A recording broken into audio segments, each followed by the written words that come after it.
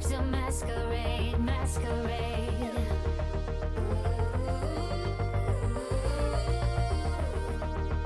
But you take off my shades, off my shades. Do what you do, and I do what I like to. That's how we do. Do what you do, and I do what I like to. I like you, you.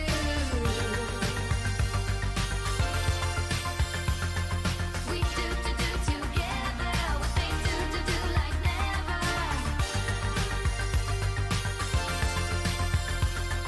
We do together what they do like never.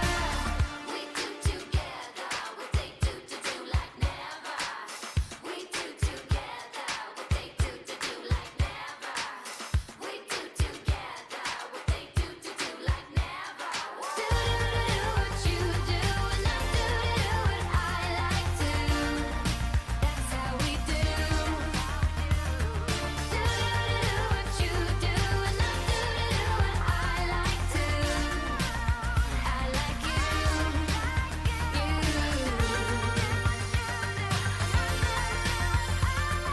We do together what they do like never.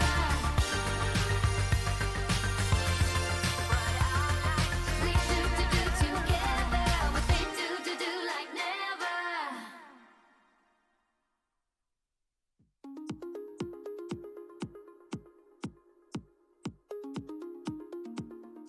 There's no use in looking back. Gotta laugh or gotta live.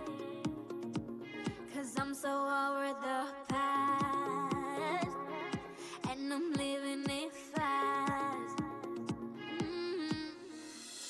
Underneath the strobe lights, ready for a crazy night. I can hear your heartbeat banging loud like a drum. Let me be your only one. Do you feel what I feel? I'm addicted to the sound. Turn it loud, just make it play. When the love is all around, dream away with the music.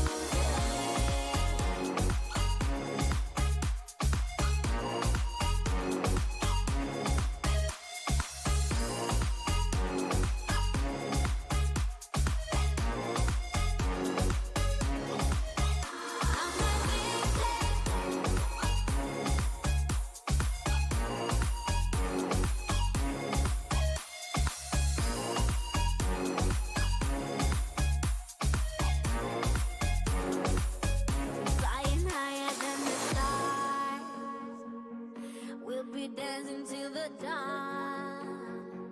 The night is young, so are we. So close your eyes and set it free. Underneath the strobe lights, ready for a crazy night. I can hear your heartbeat banging loud like a drum. Let me be your only one. Do you feel what I feel? I'm addicted to the sound. Turn it loud, just make it play. When the love is all around, dream away with the music.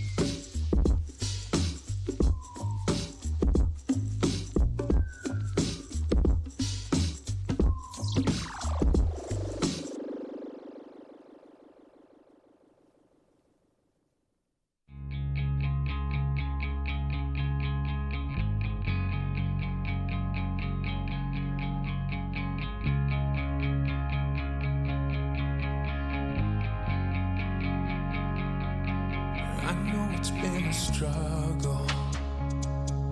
I know you've had some pain.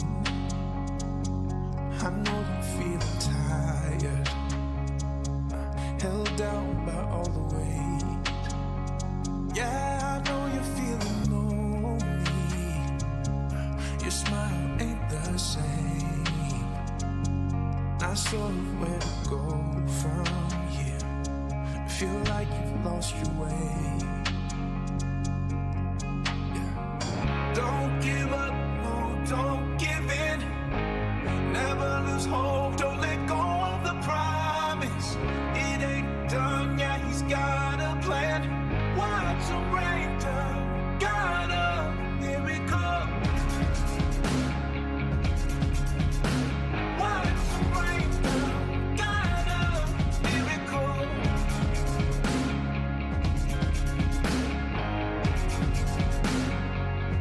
I can see the strength inside you. Child, you're putting up a fight. Oh, you're stronger than you think you are. Yeah, you're gonna be alright. You're accepted, loved, and valued. Beautiful, you're shining bright. Yeah, you're living, breathing, moving. You can hold your head up high. Don't give up, no, don't give in. Never lose hope, don't let go of the promise.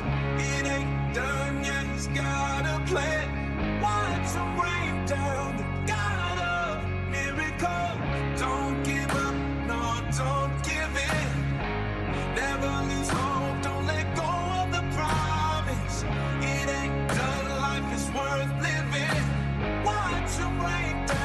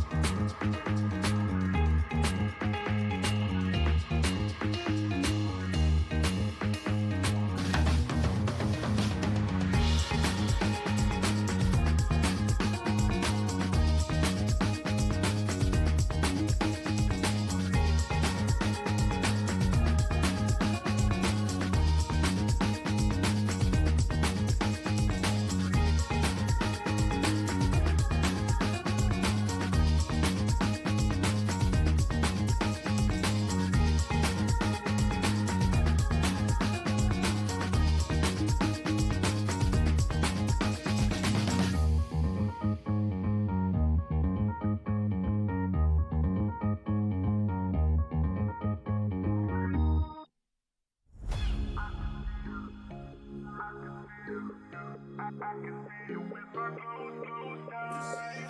I can see you. I can see you. I can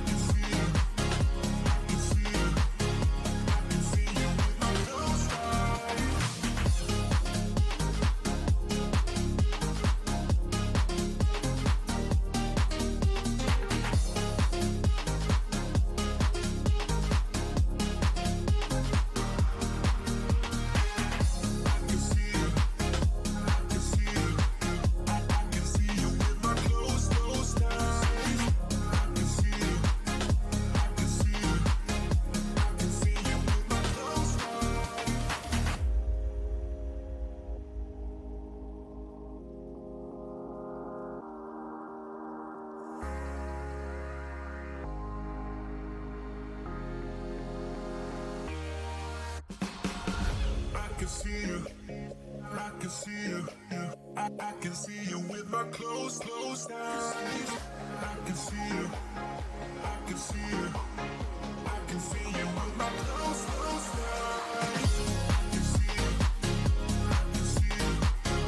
you. I can see you with my closed eyes. I can see you. I can see you. I can see you with my closed eyes. You close your eyes. I can see you. I can see you with my closed eyes. I can see you. I can see you.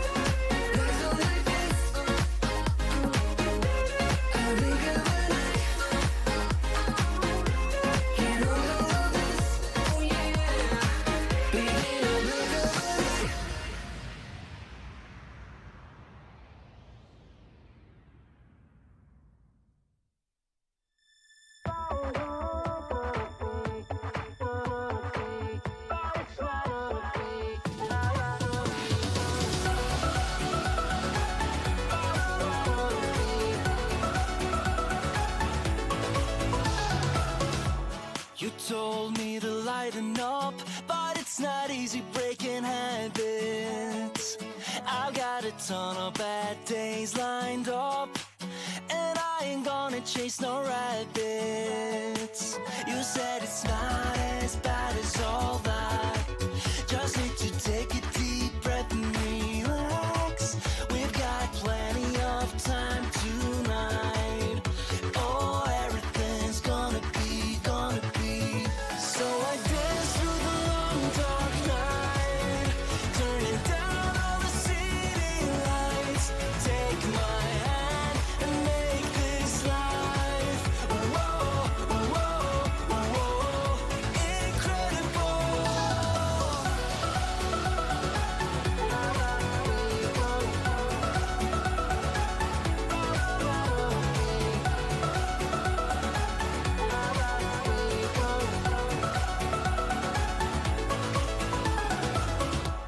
I asked you to stay a while, but it's not easy making promises. You got a habit of moving on, and so you'd rather be anonymous. You said it's not as bad as all that. Just need to take a deep breath and relax. We've got plenty of time tonight. Oh, everything's gonna be, gonna be. So I dance through the long dark night, turning down all the city lights. Take my hand and make this life, whoa, whoa, whoa, incredible.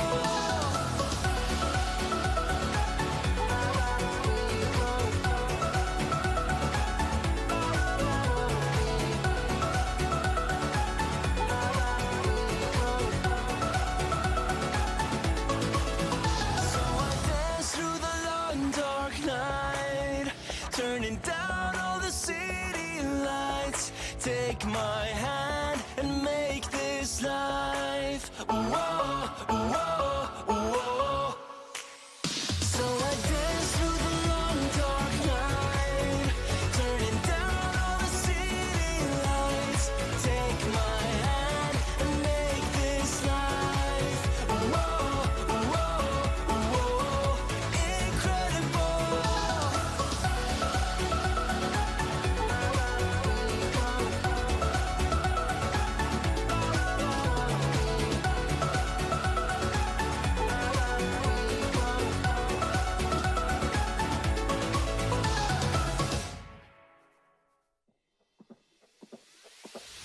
Tonight we're running on the right track. I know we never gonna look back. Oh, I just wanna have a good time. Call me whatever, 'cause I'm up for anything like that. Oh no, we don't wanna do slow-mo, so tonight we just let go. To the beat in the streets, every freak out singing like, singing like, party like, freaking out. To the beat, yeah, we freak out singing like, party like, freaking out. To the beat, yeah, we freak out singing like. Where's the fun in doing what you're told? But I don't mind even though I lose control. Oh, I just wanna have a good time. So call me whenever, 'cause a night like this, it never gets old. Oh no, we don't wanna do slow-mo, so tonight we just let go. To the beat in the streets, every freak out singing like,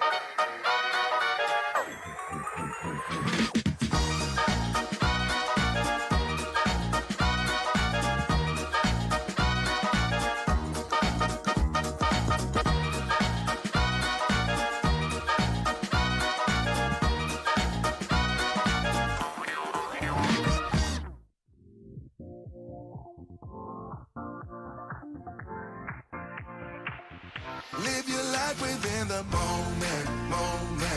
And don't go wait until the morning. You never know when it is over. All that I know is we'll get older. So let us dance this night away.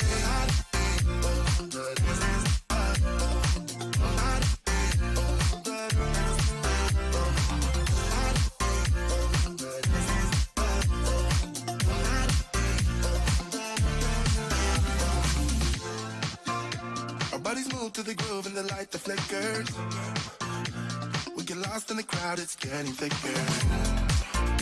We get away from the drinks and chatter.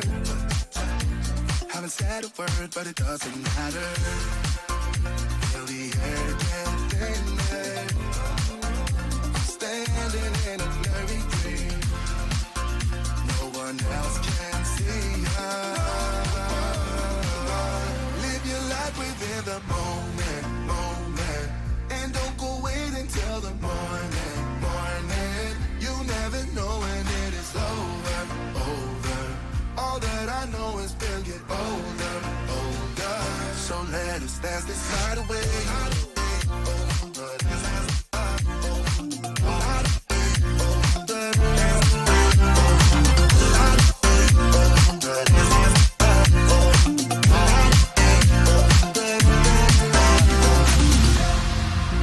Feel the air get thinner.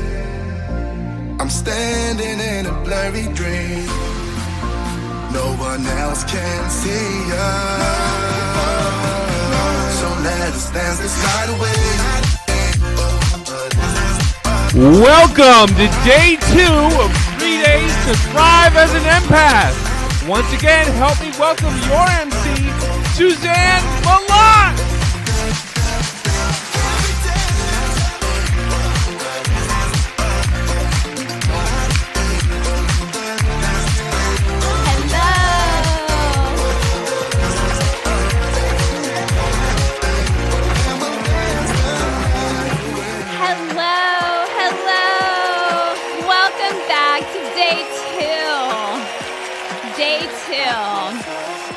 All right, guys, you can hear me, you can see me okay. Give me a thumbs up. Give me a thumbs up. Amazing, amazing. I am so happy to see you back here today. I'm so happy you committed to this weekend, and we are so grateful for that because there are some big things coming. So welcome in day 2, Thriving as an Empath. So how's everybody feeling? Put it in the chat. I'm sure we're going to have kind of a spectrum of results and reactions over the last 24 hours. Everyone's giving a thumbs up, feeling great. Some are feeling a little bit drained. That's all totally normal, okay? Because we as empaths, we absorb so much, right? A little overwhelmed, overflowing of abundance, insight hangover. JV, I really like that. An insight hangover is so true, and everyone is kind of shaking their heads. Amazing. So here's what we're going to do. We absorb a lot of emotional energy, right? So one of the best ways to help you is to get up and move your body as much as you can. And I want your cameras on, okay? We're not doing any anonymous stuff here, guys. This is a safe space. Just move your body, shake it, just kind of intuitively let whatever interpretive dance comes out. I'm going to wait for the team to give us some music, and we're going to do about 30 seconds of just moving it out. All right, guys, I'm doing it with you. I'm going to call a few of you out here. Yes. Thank you, Leon Grant. Lori Abendroth, amazing.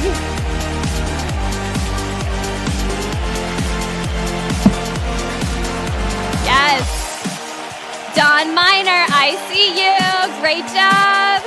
Come on, guys, wherever you feel it in your body. It's okay if it looks silly. We're going to kind of pull it out, shake it, bend, move, jump. Yes, Barbara Robinson, yes. Moving those arms, getting it out, guys.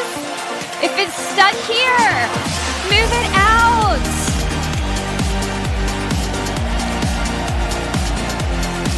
Yes, I'm going to move over and see these people. You guys are doing great.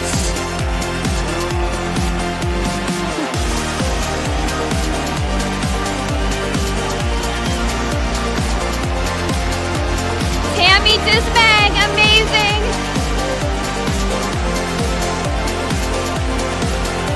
Great job, guys. Great job. Woo. Have a seat. I just want you to put your hands on your heart, on your chest, and take that breath. It's like that point when your lungs just get just enough air for it to really feel good. Amazing. And now we're going to bring it in, okay? Your body should feel different after just 30 seconds. If you're willing to look like a fool for 15 to 30 seconds, I guarantee that's one thing to keep in your empath tool belt, okay? So, amazing. Okay, so I want to share an aha moment. And remember, our chats are for the aha moments. And you guys have been doing an amazing job of sharing your aha moments and in the Facebook group as well. But if you don't mind, I would like to share one of my aha moments with you, okay? And I have my notes. So just like I said at the top of this, we as empaths absorb emotional energy from everywhere, from our environment, from what we listen to, from what we see, from what we hear, right? And so we have a responsibility to be aware of that and to own that because we're all about becoming more empowered empaths, right? And so remind me in the chat, YouTube, Facebook, remind me, what kind of empath are you? Do you remember? We have knowers, we have feelers, we have embodiers. Remind me what kind you are in the chat. A lot of you are all three. Feelers, embodiers, knowers, and feelers. So here's the thing. is part of taking ownership of being an empath. We have to understand that not only do we absorb, but we can project it. How many of you realize that you are maybe unconsciously, without realizing it, projecting it? Can I see a show of hands? Yeah. And it can feel like an overwhelming responsibility to not only be responsible for your own emotions, but for everyone else around you. But I promise by the end of day 3, you're going to have a better control of it. And you're going to feel more empowered, feel more in control of your superpower, okay? So as a master healer and coach and longtime student of Oliver's, I've learned that what I give my attention to as an empath is what grows, right? And so you have a decision today. So when you're in here, when you're in our Facebook group, when you go back to the regular day-to-day life, are you going to be conscious and project and give attention to what you want to escape and avoid, or what you actually desire? So I'm going to say that again, and I want you to put it in the chat so that you remember it, okay? I can simply bring attention and project what I want, not what I want to escape. Project what I want, not what I want to escape. Amazing. You guys are quick note takers. So, how are we feeling? We've moved our bodies, right? Okay. You're grounded. You're ready. And we're going to take that recommitment to playing full out this weekend. We're only at the top of day 2. We have so much left for you to do and to learn. But remember, we aren't going to give the attention to what we don't want or what we're absorbing that's not serving us. So I hope that you've planned to be here all day for the entire portion, because today, remember what I said yesterday, every day builds on top of each other. So today builds on what you learned yesterday. Are you ready? I want you to tell me in the chat what you are going to focus your attention on today. Go ahead and tell me in the chat. What you want: protection, clearing blocks. I'm ready to be ready. I love that. I am ready to be ready for what is going to serve me today. Awesome. Being present, connecting to my empathic talent. Incredible. To embrace my gifts. Okay, guys. So before we bring out Oliver Niño, the spiritual activator, to rock your world today, how about we do 30 more seconds of a dance party to bring him out? Sound good? All right. You don't have to get up for this one. Just kind of give me some waves, okay?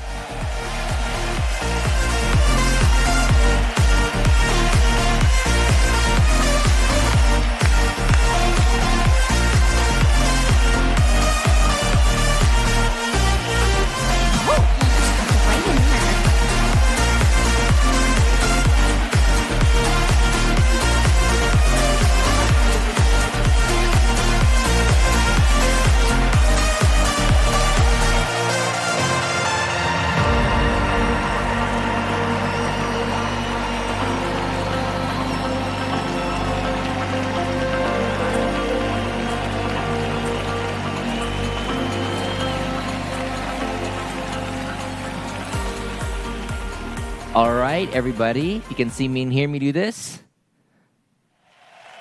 Awesome. Welcome to day 2 of Thrive as an Empath. All right, so how many of you are here had the most peaceful sleep of your night last night? I'm curious. Right? How many of you all didn't get much sleep last night? Lots of stuff got brought up to the surface. Okay. Quite a bit. It should be a balance here. I mean, by the end of these 3 days, you should have the tools to have a peaceful sleep or peaceful sleeps, feeling calm during the event. Like, we're actually, it can be quite challenging, which is, is actually by design, because we've got over 100,000 people signed up for this event, right, for this 3-day challenge. So it's a lot of energy in here, right? And it's also cool because we get to practice our techniques, later on today, and you can see the difference of, it doesn't matter how many people are out there affecting you. When you have the tools, the techniques, the practices, all that disappears, and you gain your freedom, your peace, your calm, and your sanity back, right? So I'm super, super excited for that. Now, we got some feedback from the team yesterday, reading all the comments in the chats, right? And it seemed like it was a little too long yesterday. So instead of going all the way straight, what we decided to do today is to put a break in between, right? So what we're going to do is I'm going to go for about an hour and or 90 minutes of just going over energy blocks in general, because it's super, super important that you know that. Okay, and then we'll have a 10-minute break, for you guys to stretch, do whatever you need, and you come back for part 2. And part 2 is going to be, you don't want to miss that one, because we're going to go over how to protect your energy. And I'm actually going to give you and walk you through, one of the most powerful exercises that you can do, as an empath, if you're highly sensitive, to protect yourself from absorbing negativity. So when I was talking about the story yesterday about that gal that couldn't do the grocery store, shopping, for, 20 years, and she had a cane, right? This is a technique that I actually taught her in that workshop. Okay, you're going to learn that in part 2 today. So you want to make sure you take notes. You're here for that, all right? Because it's going to be exciting when you guys try that out. Okay? So let's do a really quick recap of yesterday, day 1, in case you missed it. Or if you were there, then it's just a good, way to jog your memory. 1, we talked about soul identity. Okay, how many of you all like that lesson, soul identity? It resonated for you. Okay? It's a really, real powerful one. I mean, I've had that, I've been perfecting that little graph for over 15 years now, and and really, not a lot has added to it, but it's just been a little bit more and more proven throughout the years, right? So soul identity, it's a very, very powerful concept, and the goal is to move from where you are right now, your human vibration, to your soul identity, which is your soul vibration. It's one of your highest vibrations that you can be in, and when you're there, okay, manifesting is faster. Okay, protection comes with it, because you're going to learn today, right? Your vibration becomes your ultimate protection, right? And a lot of what you're looking for really happens quicker, and it's just more available at the highest vibration. And your soul vibration is actually your most natural vibration. So we come here on Earth, we're born, okay, with a natural high vibration. And the things that lower it are blocks, which is what we're going to talk about today, right? Which is super important for you all to understand. Okay, and then yesterday we also talked about the 4 steps to mastering your energy, right? Protecting your energy, clearing your energy, raising your vibration, and discovering your spiritual gifts. Okay, and we also talked a little bit more about the path to soul identity. All right, so now for the exciting part, I saw that you guys did your homework yesterday and you posted it. So we actually picked a winner. And the winner, is someone who is going to win a 1-day healing experience that we have coming up. All right, so on the next slide, we're going to have the winner here. And let's see. All right, so we have Miranda Anada. Miranda Anada, you are the winner. Everybody, let's give her a round of applause. Awesome. So Miranda, our team will get in touch with you for information about what you won. All right. And for everybody else here, we're going to have more homework we're going to be doing today. And we're going to be picking more winners. So stay in tune for that. I want everybody, to be excited about doing the homework, because the more that these homeworks are designed actually to get you closer and closer and closer to the reality that you want. Right. These are action steps, really, really important milestones. So we want to try to encourage and celebrate, as much as we can, people doing the homework, right? So Miranda Anada, congratulations. You won a 1-day healing experience. Okay. All right. So I was reading the chats, and again, all of these different events that we do have different themes. Facebook chat, like Zoom chat. How many of you all here yesterday felt a little heavy? Heavy in emotions, heavy things come up. Okay. All right. So that's to be expected, not just because we're in a big group, but as we're learning about what being an empath is. A lot of times all those different things start coming up, right? And a lot of it in the group, a lot of people talked about lack of trust in making decisions, which we're going to talk about later, right? Shame around past decisions. With empaths, there's a lot of guilt, fear, shame, obligation. It's a big emotional pattern they've seen, right? We're too sensitive, so people always tell us we're too much, right? And too much, and because of that, as a desire to not lose love and connection, sometimes we tend to please, others more and put ourselves last, right? So it morphs into fitting in, being a chameleon, adapting to others' rules, right? And as time goes by, it feels so inauthentic to our soul, and we might ignore it because we're like, I don't want to upset people, right? And the more we ignore our soul's true calling, next thing you know, it can lead to feeling depressed or anxious or not enough or unworthiness or sadness, right? Because the reason why you're feeling those dark and debilitating emotions is because you're separate. You become separate from your authentic nature, from who you are, in an effort to be everything for everybody else.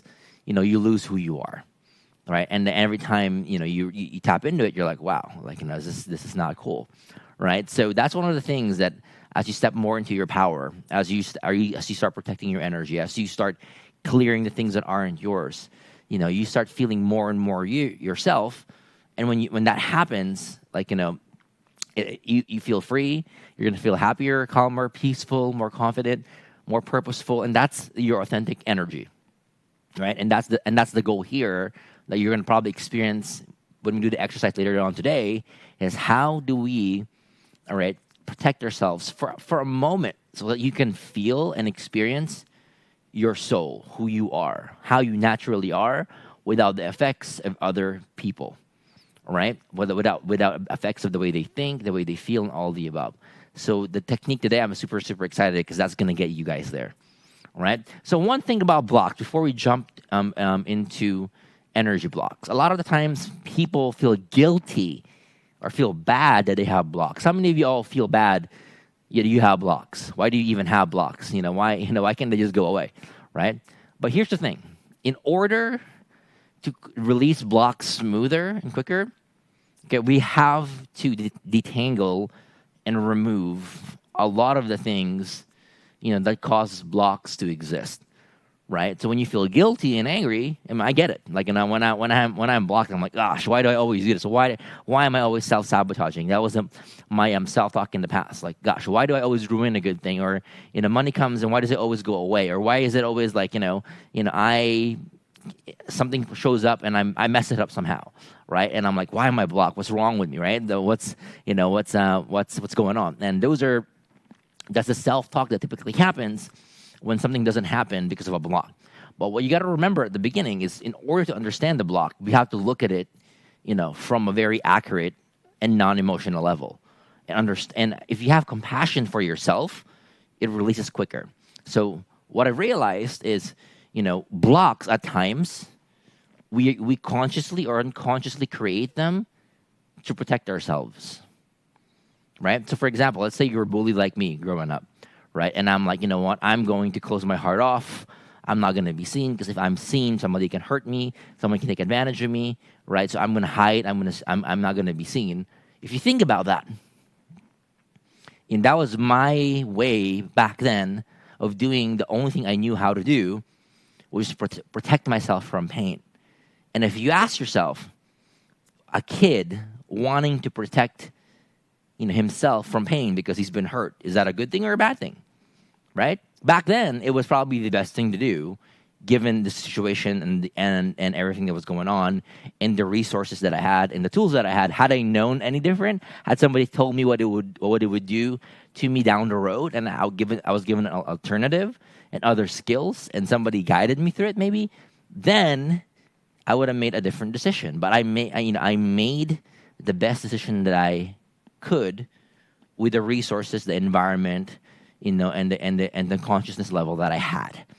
Right? So when you realize that, like every single block, that you have, that you think I want to change it, I don't know why I have it, things that you're aware of, you want to ask yourself, why was it created? Why did this come up? Right? When some people sometimes have blocks around money, for example, they're like, oh, money is the root of all evil. It's lonely on the top, right? Or all these different beliefs that that we tend to absorb or repeat from others. Like you might ask yourself, okay, that's a block of a belief. But if you dig deeper and ask yourself, okay, it's lonely in the top. Money is the root of all evil. You dissect those beliefs. The reason why someone would follow those beliefs is because it's lonely in the top. Oh, I don't want to be lonely in the top. I don't want to lose love and connection, right? It's the intent of that person is like, I want to be loved. I want to have connection. I want to be around my loved ones. I don't want to lose them. Therefore, I'm going to push money away because I don't want that, right? Or when people say, when they start believing money is the root of all evil, you think, you look at the other part and say, I don't want to be evil, because you've got your beliefs and your rules and your conception on what evil is. So in order to not be evil, because that's not who you are, you push money away. But when you start exploring, not why am I doing this to myself or why do I have this, but I start exploring and realizing, okay, you know what? A part of me, was the intent was beautiful. I wanted to protect myself. I didn't want to lose any love. And you build compassion for yourself. That is what's needed at times to quickly shift and clear that block, right? Because the thing is, you might be like, okay, you know what? I don't want to do self-care because I don't want to look weak in front of others, and I got to be the strong one because I'm the strong one in the family. I'm the strong one for my friends. Everyone turns to me, so I can't look weak. Or I can't do self-care because I don't have time, right? And my time that I have, I do it to help others or to help my kids or my loved ones or to do this, to do that. Or I don't want to do self-care because I don't want to be selfish, right? And I can't be selfish because selfish means I'm like, mom or dad or this person, and they abandoned their kids and they ran to the bottle and they weren't there, so I don't want to be that, so I'm going to be this. So when you start looking at your blocks, not from the eyes of judgment, because at times we tend to do that, whether we like it or not, right? But look at it from the eyes of understanding yourself. So there's compassion. Understand your intent. Understand that back then, when the blocks were created, if you're conscious of it, maybe some of you aren't, right? But if you were, they were done with the highest intention of love, connection, protection, not losing love, doing the right thing, right? And it just took on a course and a life of its own to where it got you to where you are now, or got to where it is now, where it's blocking you. But back then, the intent was something pure. And when you understand that, you have empathy for yourself. You don't judge yourself. You realize, you know what? Back then, as a kid, as an adult, whenever you make that decision, whenever that block came up, I did the best that I could with the resources that I had, with what I knew, and everything that was available to me.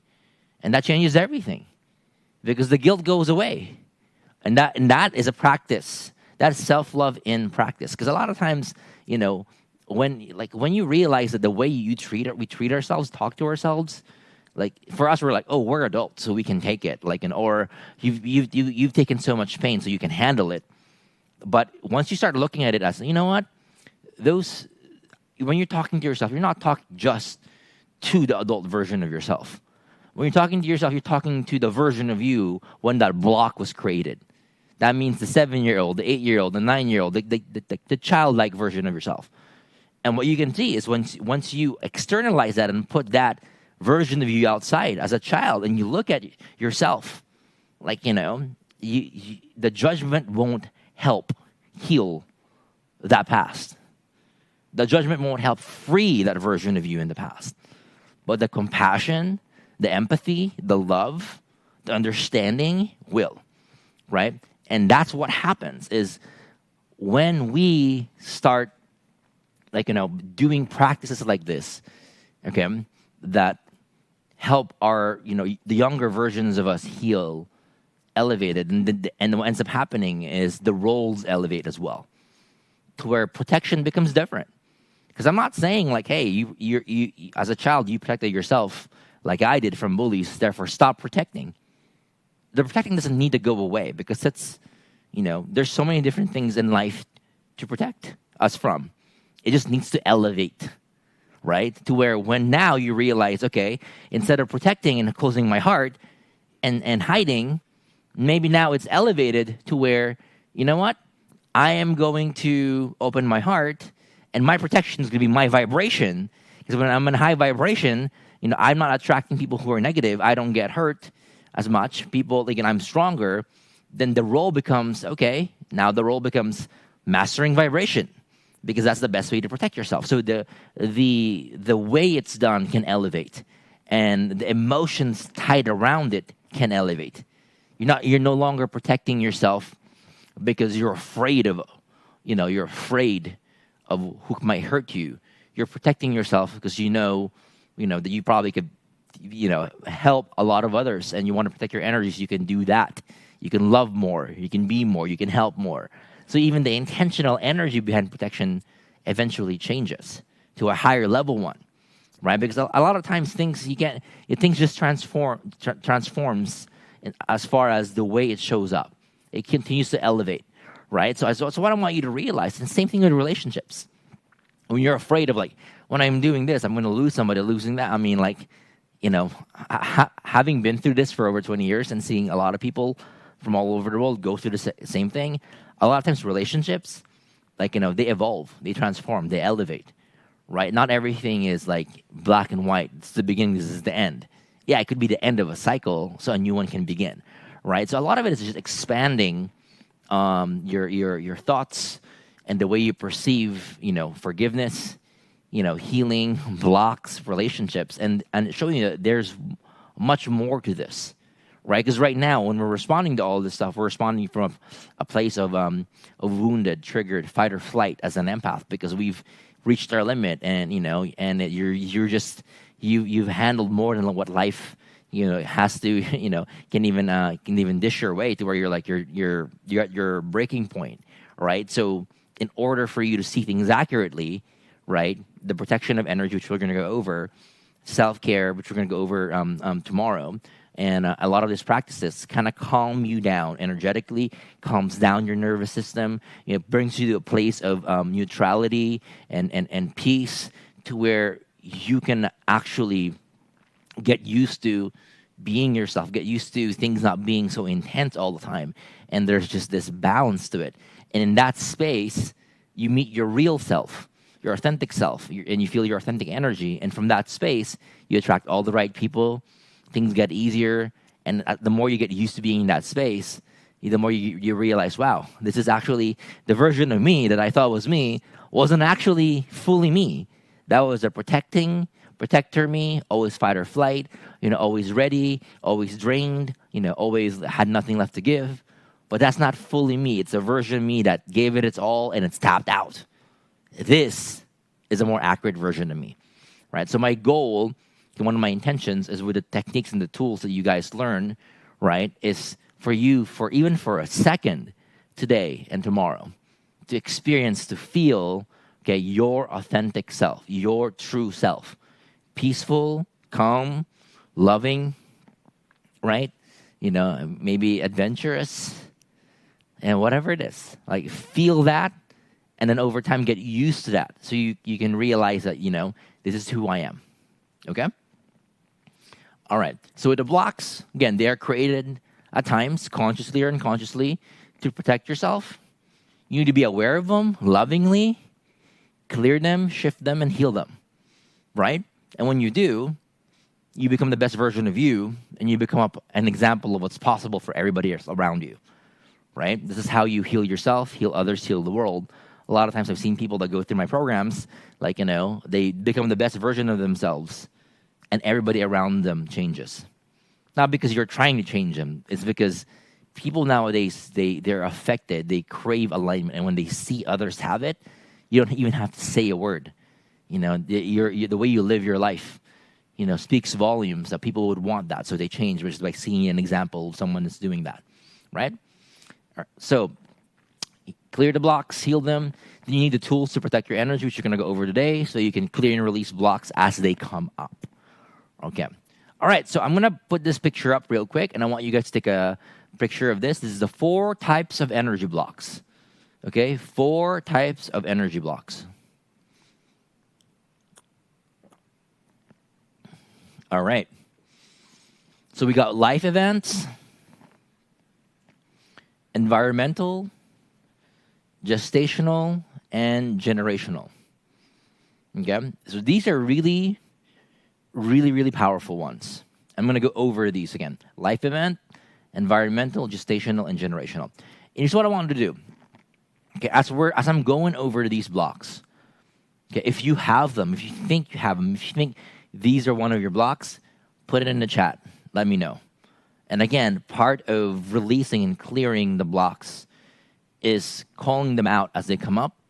So now you have awareness of it, right? Because a lot of times when blocks occur, the reason why they can occur undetected and they go on and on and on, pass on to different generations, is because there's no awareness to it. But when you become aware of it, at times, that's a huge step in breaking that pattern, because now you're calling it out, right? You're calling it out, and then your mind can zero in, and now you're putting your mind to use. Okay? So life events, what's a block when it comes to life events? Life event means anything in your life from childhood till now, whether you remember it or you don't remember it, okay, that's caused the block and it's affecting you and preventing you from moving forward. Life events. Breakups, right? Loss, grief, pain, anything intense. It can be big or it can even be small, right? Big or small. And it can be things that when you look at, you're like, that makes sense.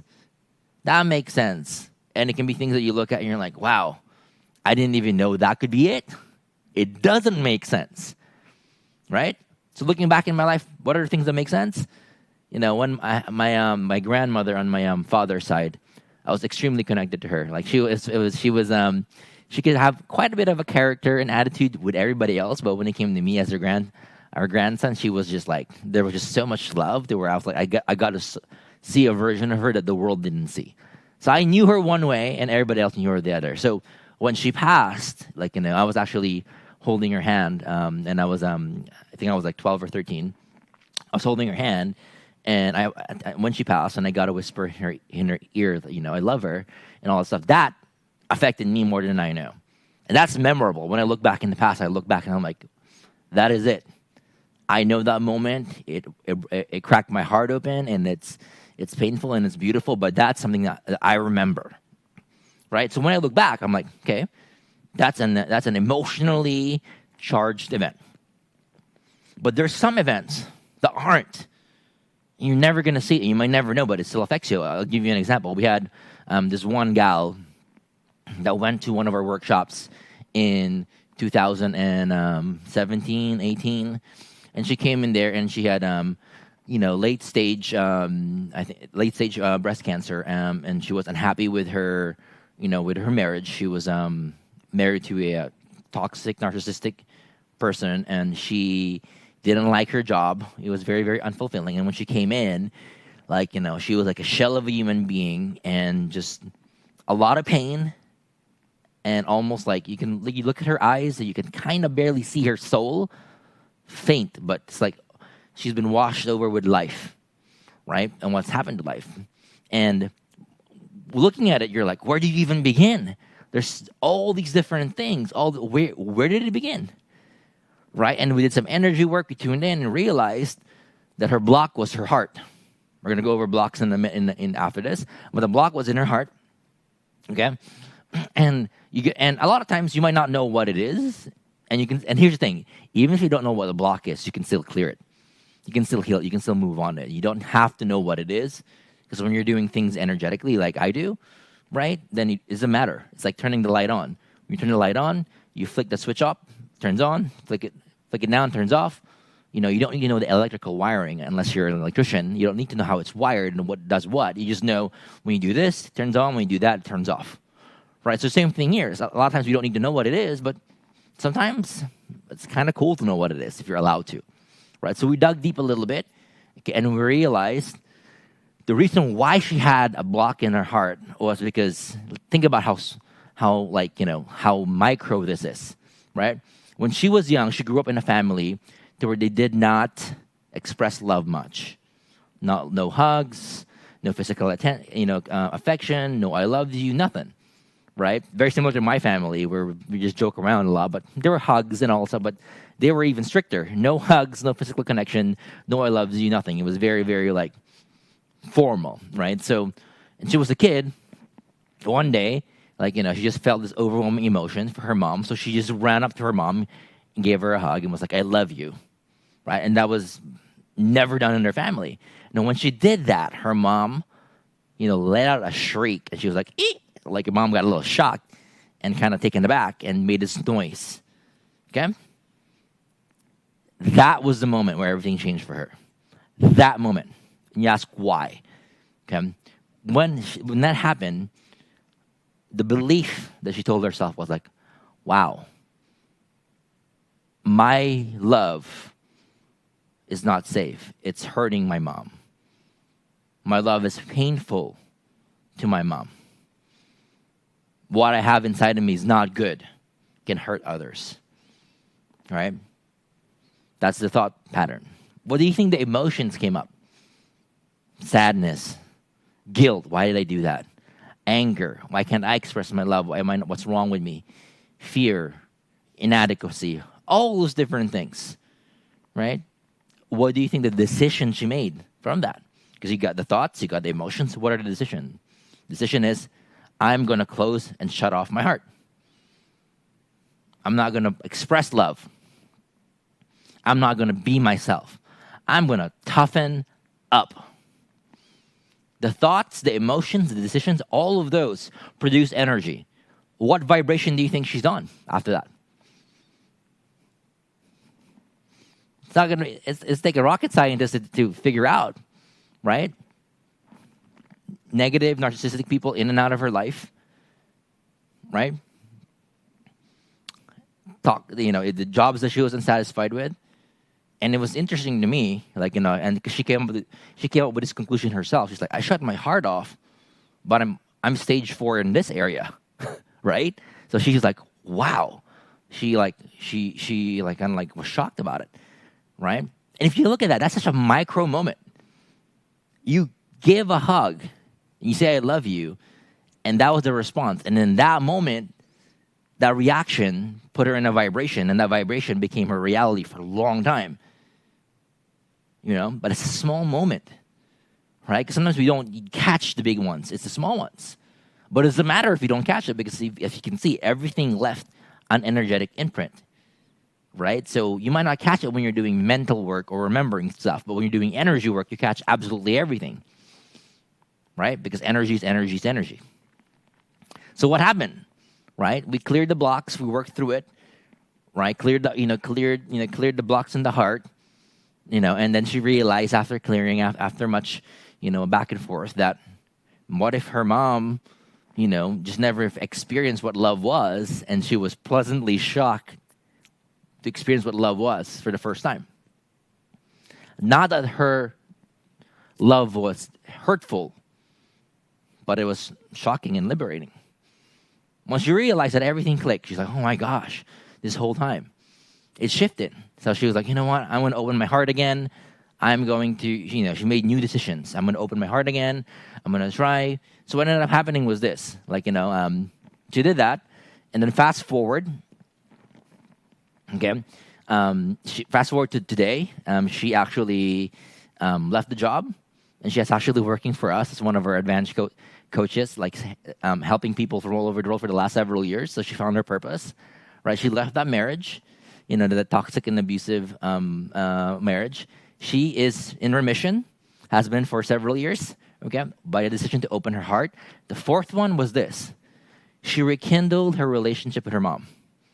And they had a loving, understanding, amazing relationship before her mom passed. Her mom passed, I think, a few years ago.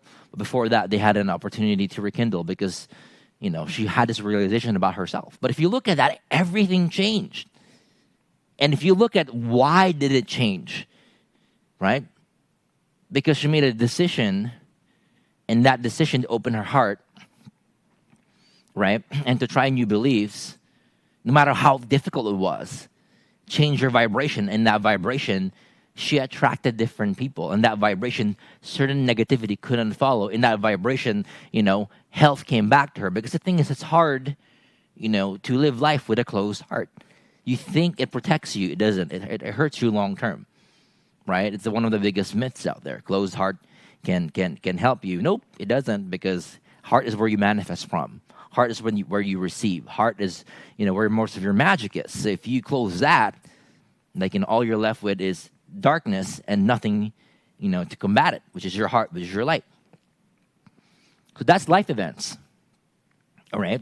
And it's one of the things where it can affect you, but once you realize what it is, you call it out and you make a different decision, your vibration changes, therefore your life changes. Because healing can happen like this, in an instant. A lot of times it just takes us a while to make a decision, to do the thing that we have to do so we can heal now. We prolong it because we're afraid. Okay, so healing can happen fast if you choose it. Right, so that's life events. The second one is environmental. Environmental blocks means anything around you, okay, that can be affecting you. Your environment, where you sleep, where you work, where you live, geographical locations, geopathic blocks, ley lines, everything that it can be everything from the Wi-Fi to the cell tower to the negative people to it's your environment, complete environment. And the test of that is asking yourself, right? Currently, right now, with no judgment, does your environment, let's say at home, is it supporting you, fueling you, empowering you, accepting you, or is it disempowering, draining you, dragging you down? Is it heavy? Is it heavy or is it light? No judgment. It's calling it out. Put it in the chats, right? Let me know, right? That's one. Is it light? Is it dark? Is it heavy? Is it sometimes 50-50, right? So heavy, light, draining, heavy, quite heavy, exhausting, light, empowering, light, heavy at work, 50-50. And at work too. Is it at work, when you go to work, is it heavy? Is it light? Is it supporting? Is it empowering? Is it draining? Same thing with your friends, with your friend circle. Is it empowering? Is it lift you up? Is it light or is it low? Is it drain you? Same thing, with your family, immediate family. Is it supportive, empowering, draining? All right? You're gonna start to realize that a lot of times when I meet people, typically at the highest levels, environment is the biggest thing. And sometimes also when you're beginning and starting out, environment can be the biggest drain, right? And what that means, okay, because a lot of times people might say, oh my gosh, does that mean I got to get rid of my environment? I love my family. I love them. Even though they drain me, I don't want to get rid of them. No, right? I mean, yeah, you could, but like everything else in life, that's not the only way. Another thing you can do if environment really is affecting you is you just change the ratios, right? You change the ratios. Because right now, if you're in an environment where at home you're there, let's say 70-80% of the time, for example, and it's negative, I mean 80% of your time you're around negativity. And the reason why it's affecting you is because that's the majority of your time. That's the only reason why it's affecting you. But what if you are part of people that lift you up, like what you're doing right now? We're all gathered here, And even though these are just 3 days, these are 3 peak days. We're doing energy work. We're going through immersion. We're wiring the way you think, emotions, and energy so it's intense. For some of you, this 3 days will last you, will fuel you for a few days, for a week, for a month, for a year, for a lifetime, from what you learn in here and what you choose to do with it, right? So now, if you're here, all of a sudden, it doesn't matter if your environment's negative, because in this moment in time, today, most of your energy is here learning, right? Then your conscious, your directional, your intentional energy is skewing positive. It doesn't matter if you're in a negative place. It's 80-20, 90-10. 80-90% of your energy, of your consciousness, of your time today is in positivity. 10% is negativity based on your environment. You're fine, right? Because it's all about the ratios. How much you're spending in what area. And not everything is equal. So, sometimes when you're doing deep work and you're around people who are truly supportive, little goes a long way, right? So a lot of it with environment is just you just ask yourself, what are you lending your energy to? You might not be able to choose your immediate environment, your immediate family who's negative, but you can expand, to what you listen to, what you watch, what you expose yourself, what you learn, who you're around, who you're accountable, what you lend your consciousness to, and that counts too. Because that is also equivalent to your environment, right? So the fear that people have, that I had, of, wow, people are negative around me, but I don't want to lose them, and growing means I'm losing them, is a very outdated model. Because the reality is that when you do the work, yes, you might lose them, but you might lose the version of them that they don't like either, that's holding them back. Because as you shift and you go, and things get better, they see you. They're connected to you. They see what's possible, and they want what you have. They just don't know how to get there. But seeing someone they love get there inspires them, and then next thing you know, they break free from the things that are holding them back, and you've helped them moving forward by being an example of what's possible. All right. So yes, they lose them, but there's loss in different ways. They're losing the things they don't want, so they can step into things that they do want. Right? So environment is extremely important, because at the very beginning, when you're an empath, when you're starting out, okay, your environment affects you. But when you raise your vibration, when you're protecting your energy, when you're clearing your energy, when you step into all that you are, it becomes the reverse. You become the environment for everybody else. That means, yes, as an empath, there's more than one story. As a disempowered one, you're walking into a crowded area in the mall. You're affected by everything. You're absorbing everything. Everything drains you, and it affects you. Okay, when you break free from that and you're empowered, a different side of you comes up. You walk into that area, the crowded mall, the family gathering. You raise everybody up just by being you, because of the vibration that you're in. You become the predominant environment for everybody else. It shifts. Okay, so again, there's always more than one side of the story. Okay, at the beginning, you're affected by your environment. Later down the road, you become the environment that's empowering for everybody else. Okay? And then the third block is gestational. How many of y'all have heard gestational? Gestational trauma, gestational block. How many of y'all, this is the first time you're hearing gestational? You've never heard of it before. What is gestational? It's okay. It was a new concept for me before as well. And gestational is literally... Here's the thing. Here's why I am a true believer that you don't need to know what causes the block to heal the block. Okay, you don't need to know what it is. You can shift it without knowing what it is, because some blocks we will never ever know if it's gestational or generational. I'll give you an example. Gestational. Back in 2016, we have friends in Norway, and they've got the most advanced scientific technology for healing and everything else in Norway. And they were there because they were studying my wife, what she could do, because my wife could do what the machines could do, but in half the time with her intuition, right? And I was doing energy work on the owner, right, doing spiritual activation. So we were there, and we got to see a lot of the things behind the scenes, right? And it was a fantastic place, very, very, very advanced in a lot of ways. And they had this one machine that we also ended up buying later. But it's one machine they have. And this machine, when you hook up to it, again, it can tell you the origin point of your trauma. and it tells you exactly what emotions are attached to it and what it's connected to. Right? Very, very intriguing. And had I not seen it with my own eyes, I would think it's a bunch of yes. But I've seen it so many times where I'm like, that thing is as accurate can be. Right? And the cool thing about the technology is, again, it's one of the things that as healers, we can do that. The technology can do that. So you kind of have to choose, do I want to go the technology route or do I want to go the healing route? Because it can both be done. It's just a matter of preference, right? So back then, I remember there was a story, okay, that there's this guy, he was in his 40s, and he came into that clinic that we were in Norway, and he came in there because he was deathly afraid of bridges. Deathly afraid. Meaning to say, every single time he would walk, drive, pass by any kind of bridge, he would have this irrational fear. It was debilitating. His body was flooded with cortisol. It was so stressful. He just had this aversion to it, and he didn't know why.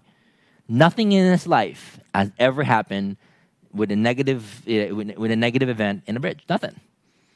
You ask yourself, why? Why is someone afraid of that when nothing ever happened? Right? So we hooked him up to the machine, and the machine was like, origin of the trauma was 24 weeks. Right? And he was like, that's weird. I was still in the belly. He was still in utero 24 weeks. So he called his mom up, and he's like, Mom, I'm in this, this clinic in Norway. Like, I'm trying to work on my phobia of bridges. And the machine here said the trauma was 24 weeks. Right? And the mom, completely out of character, was like, I don't know what happened. I gotta go. And he just hung up, completely out of character, anxious, hung up, and was like, that was kind of odd, right? Like, hung up as fast as she could. And then fast forward later that night, mom calls back, and she was crying. She was sobbing uncontrollably. Like, you'd only understand, like, every other sentence, And then she composed herself, and she was like, so I've been so shameful. I haven't even really thought about this since it happened. And she's like, I was pregnant with you 24 weeks. Like, we were driving. Like, I was driving down. It was a bridge. It was a stormy night, rain, wind, and it was crazy weather. And the car spun out of control, went over the bridge, did a nosedive into the water, right? And luckily, there were bystanders that were there, okay, that kind of helped her out. But her immediate reaction when she got out was to put her hand in her belly and was like, oh my gosh, my child's gone. Right? That was her initial reaction. And that, the thought, the emotion, everything that she felt, energetically, put a block, gestationally, okay? A block with bridges. And that's why he's been afraid of bridges his entire life. Now think about that. No amount of trying to remember, all right, doing regression or trying to remember what happened will even get there because you're in the womb. How could you remember? It was a non-event, right? You weren't even born. Okay, and that's why I'm saying it's so important to realize that the belief that you have to know what causes it to heal it, it's impossible. Because if it's gestational, you really can't. Right? And then there's generational. Generational is like, it's been passed on. Great grandpa has it, grandpa has it, your dad and you. Or it's your mom's side. But it's been passed on. Like, they have issues, and it's almost like you hear the stories. You're like, yes, we've always had bad luck in the family when it comes to fill in the blank. Relationships, abundance, health, this, liver issues. Your grandpa had liver issues, your dad, you have it. Now it's this thing that's been passed on from generation to generation to generation. It's like, oh, it can be good, it can be bad. It can be like, oh gosh, we've got a generation, it's just bad luck. Your great-grandpa, came to a lot of money and they lost it. Your grandpa did the same thing, had a lot of money and they lost it. Your dad did the same thing. Now you're having the same thing, right? And you think it's you. But the reality is It wasn't. And if I asked you, right? And those are the things. There's some things that are generational that you're aware of. A lot you're not aware of. You think it's yours, right? But how can you even clear it or understand it? You weren't there in the inception point of it, right? It doesn't matter, though. It doesn't matter. Because it doesn't matter what caused it. Because the reality is, when it comes to blocks, a block is a block is a block is a block. As I'm going to talk about a little bit later today, blocks exist in our body. As an empath, we store energetic blocks the same way where we're going down the grocery store, somebody affects us and we feel it. The same way we store blocks from people that we don't know is the same way we store blocks from life events, environmental, gestational, generational. Same way. It's all in the body. When you clear it, you simply move on. Even if you don't know what caused it, how it happened, where it happened. Like you flipping on a light switch and it turns on and it turns off. You don't need to know the electrician stuff of how it's wired. It simply happens, right? Because the thing is, it's not the life event, the environment, the gestational. Those things aren't what's blocking you today. They aren't. The event isn't what's blocking you today. It's the byproduct of the event. It's the thought process, the mindset, the emotion, or the decision, if you're conscious of it. If you're unconscious of it, it's the energy that it produced. Because it all, everywhere, the thoughts, the emotions, the decisions, the event, they all leave energy blocks right here. So everything that we need to clear is right here. Okay, and that's probably the most liberating thing. Okay? And that's, for me, I love it.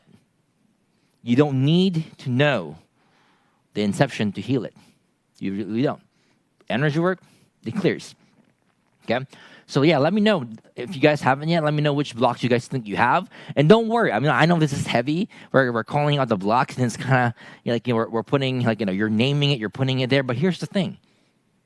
It's heavy because we're sharing it. But guess what? Here's one of the ways where blocks start to release even more. When you no longer hold them in. So when you're putting it in the comments, when you're sharing it, even if you're angry, it doesn't matter. You're expressing, okay, the energy, the blocks that you normally, as an empath, hold in. Okay? Because as an empath, it's not that you absorb a lot of energy that's messing with you. Is that we keep it in and we don't release it, and we don't express it, we don't release it, and it bottles up, and you become a pressure cooker. Next thing you know, you're overheating, and then you're affected mentally, emotionally, physically, right? But the letting it out, especially being able to clear it, helps tremendously, right? So I want you to get used to that, and when you're sharing it, you're releasing it, okay?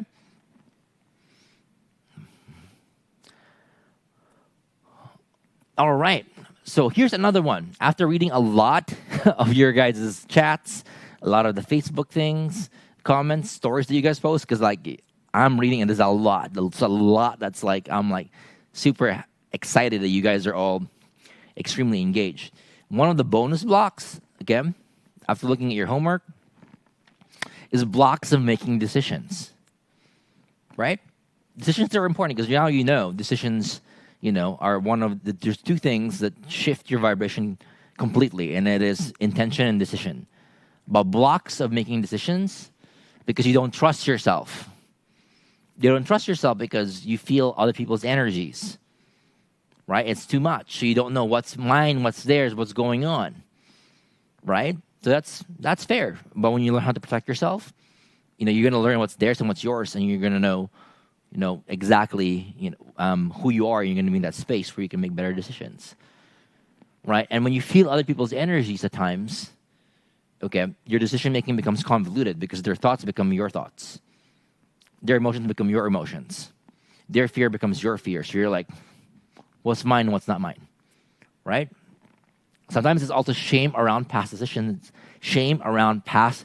and choices. How many of y'all experience that? I do plenty. Okay? Shame stops us.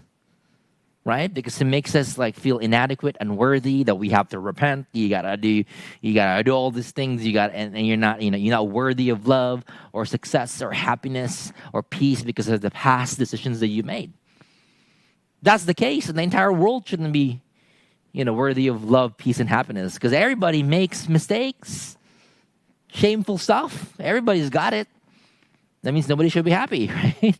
That's the case. But as empaths, it's magnified for us, right? You feel guilty and obligated, and we don't want to lose others, so you say yes to the things you want to say no to, right? And no to the things you have to say yes to, especially when it comes to putting you first, right? As an empath, that's probably the biggest thing, is we got it in reverse. We feel guilty and obligated, shameful. We're afraid of what people will think. If we're going to lose somebody. So even if we want to say no, we say yes, right? Because we can't say no. And the things we really need to say yes to, we say no to, especially if it has to do with putting ourselves first. Do self-care. Don't have time for that. Do something for you. No, right? So we have it reversed. So when you realize that, you're going to realize that it's convoluted. Your decision-making is loaded, okay? And it's loaded to do the opposite. When you realize that, you're going to start you're going to start being like, okay, I'm going to protect my energy so I can have clarity, so at least I know what I can say yes to and what I have to say no to. And now it becomes building up the courage. Because a lot of times we don't even know because everything is so convoluted, okay? But it's important to know, because when you know how you're wired moving forward, you're going to be like, Oliver said, I want to do you should do self-care. I'm like, I want to do some, but no. Oh, shoot. I'm saying no when I'm supposed to be saying yes. All right, let me pause. Let me give myself 10 or 20 minutes to really think about this or feel this and be authentic. So you might, instead of making a decision, you might take a walk. You might take a salt bath. You might do something so you can let that energy, that initial programming of what it is, subside, and you can be like, okay, I'm ready to do self-care, right? Or it might even be like someone says, hey, want to come to the party or whatever, and you want to say no, right? But you're like, come on, your grandma's going to be there, your aunt's going to, someone so-and-so's going to be there, everyone's going to be waiting for you. You're like, I feel guilty, I feel obligated, yes, right? Instead of being like, thank you, I'd love to be there, let me think about it, I'm going to get it back to you. And give me a day, give me 30 minutes, give me an hour, right? You're buying yourself time so you're not and you can still do it lovingly. You don't have to do it like I did it back in the day, where I go from one end of the spectrum to another, not speaking my truth, to being like, no, I'm not going there, right? Because you're not used to speaking your truth, so it comes out, and then you realize, oh gosh, that's too harsh, and then you feel guilty, and then you kind of find the middle ground. You can still do it loving, of like, you know what? Thank you for wanting me to be there. I would love to be there. Give me about a day, to figure out if I can, all right? And buy yourself some time. Right? And that time for an empath is super important. Okay? Here's the thing. You don't need time when you're in a high vibration and you have clarity. You need time at times when you don't have it and you're feeling obligation and shame and guilt. Because a lot of times it's the reverse, right? For me, it's always the reverse from empaths. If you look at it, there's something that you don't want to do, right? And somebody pressures you to do it, and you do it because you don't trust yourself or you don't want to disappoint them. And the flip side is true. There's something that's nudging you from within, telling you what you need to do, and you don't do it, but you know you need to do it, right? Put boundaries. Say no, and you do it anyway, and you don't put boundaries, right? That happens. Do self-care. Take time for yourself. Put yourself first, and you don't. So a lot of times our decision making is reversed. So when you understand that about yourself, you're going to realize, okay, moving forward, if I'm guided, if I'm having the nudge, if I know in my heart I have to do it, if it's about putting me first, and I know what it is, I typically ignore it. I'm going to do it because that's how things change. And when I'm feeling guilted and obligated and pushed and shamed, and and I really don't want to do it, but I'm doing it because my mom told me or somebody told me to do it, and I don't want to feel like be judged for not doing it, then I'll do it. So when you learn that about yourself and you stop making guilt and obligation the reason why you have to do something, and instead you buy yourself time and get into the right space. And if you still want to do that in the right space, in the high space, then do it. But at least you're buying yourself time, right? And by buying yourself a little bit of time, even if it's 2 minutes, even if it's 5 minutes, 10 minutes, it doesn't have to be a year of buying yourself time. It can literally be, I'm going to give myself 5 minutes, 10 minutes. I'm going to get to the space of clarity, and I'm going to ask myself, is this going to be for my highest good? Do I really want to do this? Is it going to help me? Is it going to elevate me? Is it going to make me a better person? Do I feel aligned in doing this?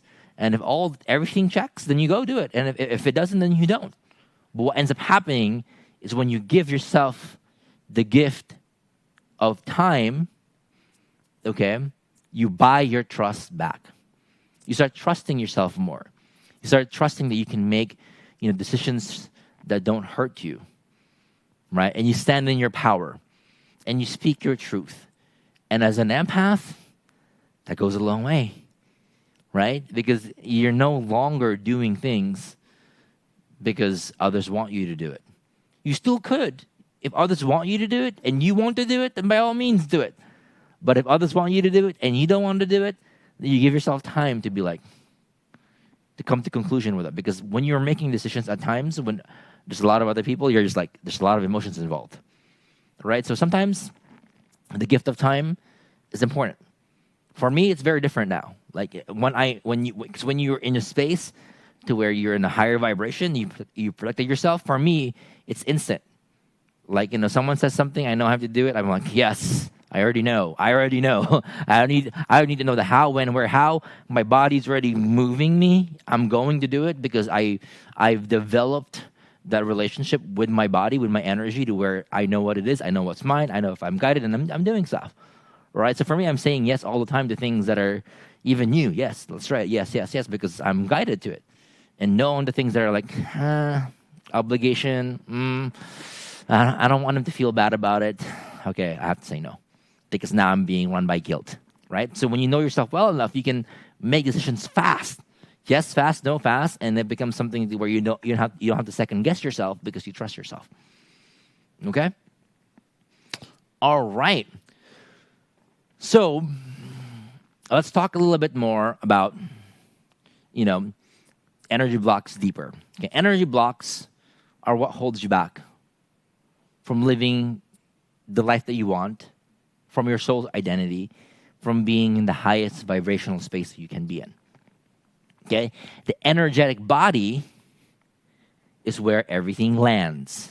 Energetic body is where everything lands. So what do I mean by that? So first is the auric field.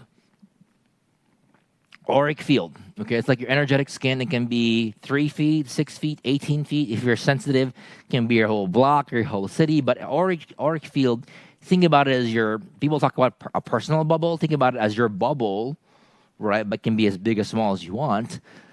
And when somebody is in your bubble, or if their bubble is interacting with your bubble, then there's some energetic exchange. Right? It's energetic transference. Their thoughts can become your thoughts. What they feel can become what you feel. What pain they're feeling can become the pain you're feeling. That's what happens. Right? So when you're affected by your environment, a lot of times it is the energetic field, the auric field, where it happens. Okay? And then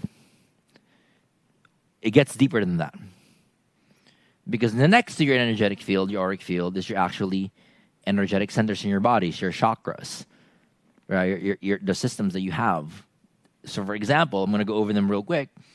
Right, you have your crown chakra, third eye. You got your ears. People don't know about the ears. They don't talk about the ears. I'm going to go over them today. You got your throat chakra, heart, power center, sacral, and root chakra. Right, and there's more in the body, but these are the main ones. Right, so a lot of times when something happens, environmental, life events, gestational, generational, yes, it affects your auric field, but most of the time it affects your your energy centers, and then it gets deeper than that. When the energy centers are blocked for long periods of time, and it gets deeper, and it starts affecting your physical body, organs, tissues, muscles, like blood, and then affects everything. Affects your physical health.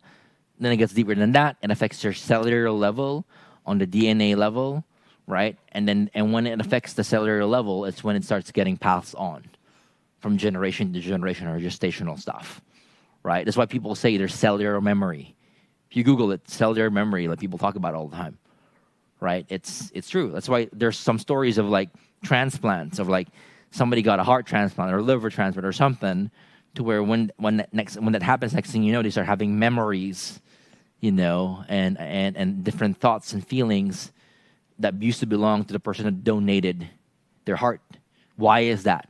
Because again, organs, muscles, tissues, cells, they hold energy. It holds consciousness, every single thing. So when when one gets a transplant, now that's the specific organ has all of it, to where you can start feeling the consciousness of the other person, right? So again, it is one of the things when you hear about it, you're like, whoa, that makes sense. That lines up. So let's go over real quick the energy centers, right? So you have the crown chakra, and when that's blocked, okay, I mean, it's hard to have clarity at times.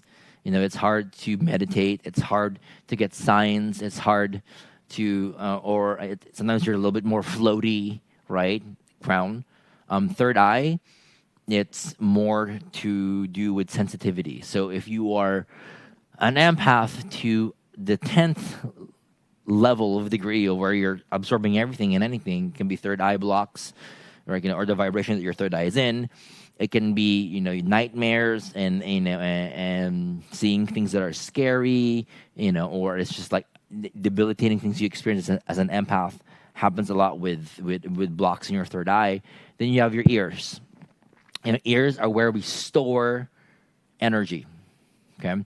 Where we store energy, and when it happens, when it happens and it's there long enough, gets a little bit of a runway, ears become self-talk, right? So ears are, so right ear typically is things that we have heard, we have absorbed, okay, from male figures, and left is typically from female. Right? And again, as I'm going with the chakras, right, there's stuff, whatever's in the front is also in the back, right? So this is the front, they're pretty big, you can see them and feel them from the back as well, okay? So there's that, and sometimes that with the ears, like, it depends. You might get like ringing of the ears or a buzzing in the ears. Like sometimes that's indicative of like, you've got a lot of energy trapped in there, right? So you got that, and then you have the throat chakra. So every single time that you have a hard time speaking your truth, expressing, sharing, right? Sharing what's in your heart. You're just like, you just want to keep it in. It's the throat. Absolutely throat. You've got that, right? Then you've got the heart. Heart is when you have heart blocks. It's almost like you have a hard time receiving love, receiving compliments, doing things for you, or opening up and sharing. A lot of times when you're having a hard time manifesting, it's also from the heart, right? Heart also is like if you're attracting people that are toxic and negative and narcissistic, and that's all you attract is negativity. It's also because you've got heart blocks in your heart, right? And all the things I'm talking about can also relate to physical stuff. When it gets deeper and deeper, then you've got physical things that come up right near those areas as well. So you've got that, okay? And then you have your power center here, and this has to do with standing in your power, taking up space. Right, not not just being a chameleon, and not just people pleasing, and not just not having an opinion. You just like literally you're grounded, you're rooted in your power. And a lot of times with empaths, this affects us a lot. When we meet people that are narcissistic and they just want to attach to us and take, you feel it here because you feel like you're losing your power, you're losing what grounds you. You're just losing yourself, and you're giving it away, and people are feeding. It's right here. Okay, and then you have the sacral. Okay, the sacral. It's like and with the sacral, it has to do more with creativity, desires, sensuality, sexuality. So when you have blocks when it comes to sexual stuff, right, or sexual trauma, or when you have blocks when it comes to going after what your heart really wants, your desires, creation, things you want to create, you want to bring into this world, it's typically sacral, right? And then you have the roots in the base of our spine, and the root has to do with more earthly things. So it can be, grounding, and it can have to do with your money related stuff, safety, survival, career, or if you're just not grounded, that means it can also be you're too floaty. It means you can ground more because you're too floaty. But when you ground, you're not as floaty as much if you have blocks in your crown, right? So a lot of times those things, right, those blocks affect our lives, okay? Affect our lives more than we know. And the cool thing about it, the thing that I love about it, is blocks are blocks are blocks are blocks are blocks. So I might be working on my heart, for example, and you think you're just working on the blocks in the heart. But that could be related to what? 8 traumatic events, 3 gestational ones, 2 generational ones, 9 limiting beliefs, 7, self-talk, 8 emotions that are disempowering, 4 decisions that are not good. They could all be here, and when it's removed and released, I don't need to know what's connected to. It's impossible, but I feel the benefits as if I worked on every single one of them individually, and I'm freed of all of that stuff. Because again, all the blocks that happen in life, regardless if it's generational, gestational, environmental, traumatic life events, doesn't matter. It doesn't matter what it is. They all stay in the same place. That's the beauty of it, right? To where there's always a solution to it. So when I had blocks in my heart, for example, it was really, really hard for me, okay, to find and experience love, that was empowering, that was just pure love. It was very, very hard. People that I attracted, in my life were quite the opposite. Quite the opposite. Then I received the healing and experienced it, and changed everything, right? And I remember, there's multiple healing experiences that I've had in my life. And one, at the beginning, I received healing. And then when I learned how to do it, I did it on myself. And I remember the time when, I had to unblock my heart because I was just in such a dark and painful place. And when I unblocked it, my wife, within several days showed up. I wasn't even looking for her. I was like, I just want to unblock my heart so I can be happy, so I can feel what love is. And then she shows up, right? And that's one of the things where once I saw the power, the power of blocks and unblocking it, it changed everything. Okay, it changed everything for me.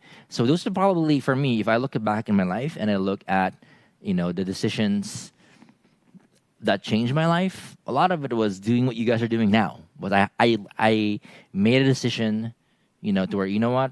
Something's got to change. I'm not happy with where life is. I got to change it. I got to do something about it. Right? And that's what you guys are doing now. Right? And I remember, for me, that was one. If I look back, our life, you don't have to make a lot of decisions to change your life. A lot of times, 1 or 2 decisions or one changes the trajectory of your entire life, right? You just need to know. You just have to have the courage to do them. So for me, that specific story, I remember I was in a marriage for close to 10 years. And I grew up Catholic. I grew up in the Philippines for the first 18 years, and I grew up, extreme Catholic, Opus Dei, super, super strict, right? To where in the Philippines, you don't even have a divorce. Divorce was illegal back when I was living there. You get an annulment, right? And then when you get a divorce, or if you have problems in your relationships, then you become the black sheep of your family, black sheep. Like you're like everybody, and you don't want to bring that kind of shame to the family, right? That mixed with so that was a programming that was kind of like there, and the other pillar of my programming I remember was my mom was always the savior. In her family, she was the martyr, she was the savior. Every single time somebody in the family had issues, they turned to her. She couldn't be weak. She couldn't take time for herself. She had to help everybody. She had to go above and beyond. Okay? So I took that as well. All right? So I remember in my first marriage, it was like, I didn't want to give up on it. Because one, I didn't want to have a failed marriage. And second, back then, there was a lot of, growth, and she was in a lot of pain, and I wanted to save her. I wanted to go to the end of the world to do that. And that's actually what fueled me to become a healer, to do what I'm doing now. It's like, I've got to learn the tools. If she's in so much pain and anything can happen in a second, then I have to be prepared. I've got to learn the tools because I'm the one that's there 24/7, right? So I've got to learn everything mentally, emotionally, energetically. If I can learn it, I will learn it, right? So I can save a life. So that was my driving force at the beginning. And I stayed there. I stayed there longer when I felt the urge of because I was losing my friends, my family, I was getting isolated, I was losing myself. I got multiple signs like it's unhealthy, you gotta move on. I just nope, can't. No divorce. And can't give up on people. I'm there until the very end. Right? And I was there, and nothing shifted. But one day something shifted, okay? And I had he was here a while ago. He's 13 now, but he was like 3.5 back then, right? And I remember I started to see the stress of me being in the house and the things that are unfolding. I started seeing it affect my 3.5-year-old. I started seeing him model certain behaviors. I'm like, where are you learning that? Right? And then one day it hit me. I'm like, you know what? And again, this is the thing. Got me as an empath, right? It's the guilt of if my son grows up and stays in a relationship that was hurtful to his soul, that he didn't thrive, and he stayed there out of obligation. Worse, he stayed there because he saw dad do it all his life. How would I feel? I'm like, ooh, that was deep, right? And back then, that's exactly what worked for me as an empath. So I wouldn't do it for me because I can break and I can take all these different things. I can eat it for breakfast and I can eat stress for the rest of my life. It's fine, right? Because I put myself last. So I wasn't the deciding factor. Of the fact that it affected my child and I could see him literally start to be affected mentally, emotionally, spiritually by it. What I didn't do for myself, I did for him. He was my why. And because of that, when I had that realization, it was extremely quick. I went to Sedona for 7 days. My intention was, you know what? I don't want to, pass this heartache, this heart block to my son, to anybody else. I want to clear it. So for 7 days, I was working, clearing deep, right? It was the hardest thing. I cried, it was lots of sleepless nights. It was the biggest purge of my life. It was in my heart. Released it. After that, again, I wasn't even looking. Wife shows up within 7 days. I wasn't looking. And here's the funny part. 2 weeks before we met, and it showed up in my reality, she had the exact same thing that she did. She was in an abusive relationship, okay? And the guy threw a glass wine, a glass of wine and missed her head and all that stuff, and she kicked him out. And she had a come to Jesus wake up moment, and she got on her knees and she prayed and she was like, God, please remove everything and anyone in my life that is holding me back from my purpose. I'm ready for whatever it is. I'm ready for beauty. I'm ready for, what I'm put on this earth to do. I'm ready to shine my light. I'm ready to, she was just met a pure intention, right? If you think about it, those are two, think about it, okay? She made an intention, a prayer, which we talked about. An intention, prayer was strong enough, it changed your entire vibration. And I made a decision of enough is enough. I'm going to go to Sedona. I'm going to clear my heart. I'm going to unblock it, right? We each did one, and it was enough to change our entire vibration, and we saw each other in that vibration. We were both not even looking, right? Because what changes your vibration is intention and decision. You do one of them, it can change it. You do both of them, it absolutely does. That's why when you guys are here, okay, in this space, in this vibration with a lot of people, I'm having you guys set your intention and make decisions. I'm saying, guys, put it in the chat. When you're putting in the chat, you're deciding to put it in the chat. When you're putting in your stories, you're putting it in Facebook, you're making a decision to put it in there. When you're turning your camera on, right, and deciding to be seen, that's a decision to be seen. When you're showing up for day 1, day 2, day 3, it's a decision to show up. It's a decision, to be there and put yourself first. You guys are practicing. I'm having you guys practice intention and decision along the way because I know those are the tools and the skills that you guys are going to need to thrive as an empath. Okay, so we've been doing it this entire time. Okay? All right, so now here's the exercise that I want you to think of.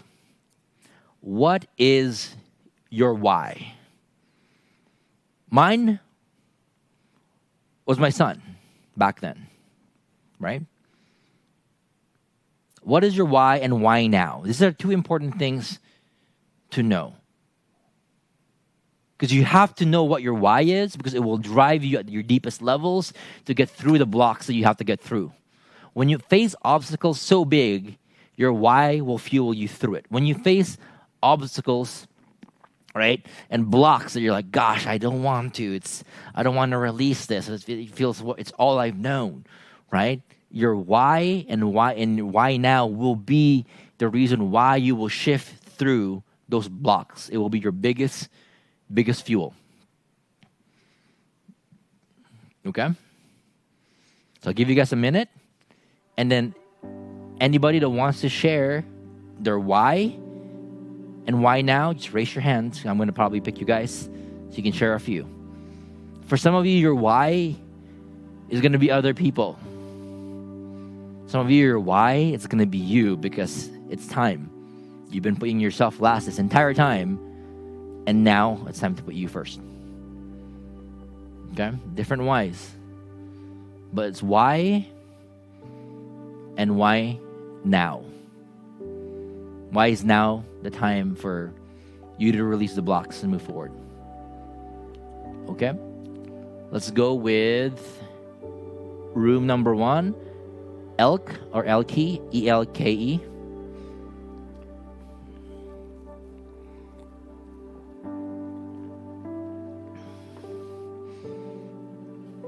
We're going to unmute you real quick. And everybody else, you can put it in the chats, everybody else. Hey. Oh, I'm so excited. Oh. I'm so happy with this. I'm going to tell you my story. I have a daughter. When she was born, she had a navel around her neck. And she was with her head down, and she could not get out of me. So they made a C-section with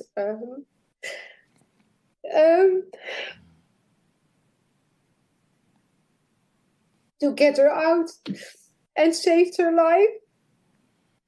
And she's the most beautiful thing because she is truly an angel. She is never. She shows so much love into my life, and she is never ever complaining about anything. And she should be the meaning for everybody. But because of her brain damage she got from the birth, she is she's going to a school with children who are disabled. Yes. But the beautiful thing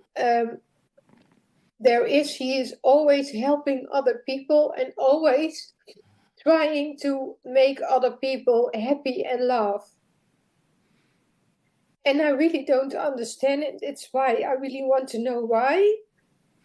it happened to her because she is such a beautiful person. She is really like, her aura is so like white around her because she's the most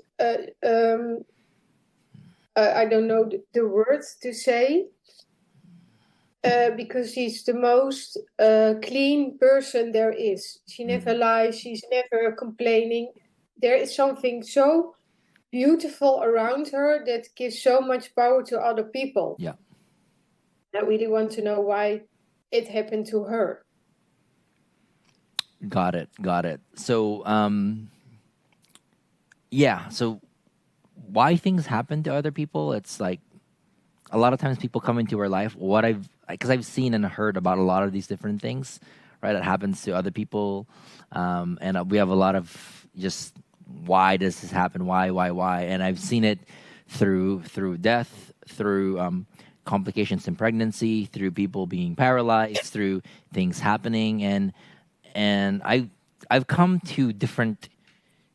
I don't have the perfect answer, but there's different patterns that I've seen.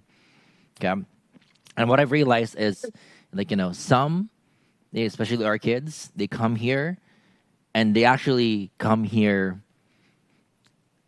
to teach us powerful lessons in life, right? And when my wife and I, we had a miscarriage 2 years ago, and it was one of the most painful experiences, but also the biggest teacher for us, right? It kind of elevated us, and for us, every single kid that we've had, every single one has taught us one lesson after another, because they come in here. You got to think about kids when they come in here. They come in here pure, highest vibration, soul vibration, right? Sounds like your daughter was able to maintain that soul vibration even until now, right? And that the beauty that you see, okay, is the beauty that was there from the beginning, that was never tampered with, dimmed, or hindered, right? So rather than asking yourself, okay, why does this happen, which you probably have asked yourself multiple times, and the feeling that it comes up as an empath is guilt, what did I do, what happened, or whatever it is, emotion that comes up, I want you to ask yourself a different question. What is the lesson? What is your daughter here to teach you? What is your daughter here to teach humanity? What is her purpose? Right? What is her purpose? Why? Like, what is it? What's the lesson? What's the biggest lesson? And when you look for the beauty of it, okay, it will free you, right? Because she sees the beauty in life. She never dimmed it. Yeah. She actually shares it with others, right? So I think the biggest gift she has for you is for you to, help you with awakening and see what's the blessing in it. What is her gift to the world? Why, not why it happened, but what's the lesson? What's her lesson to you? And I think when you experience that, it will liberate you. Yeah, she's very pure, and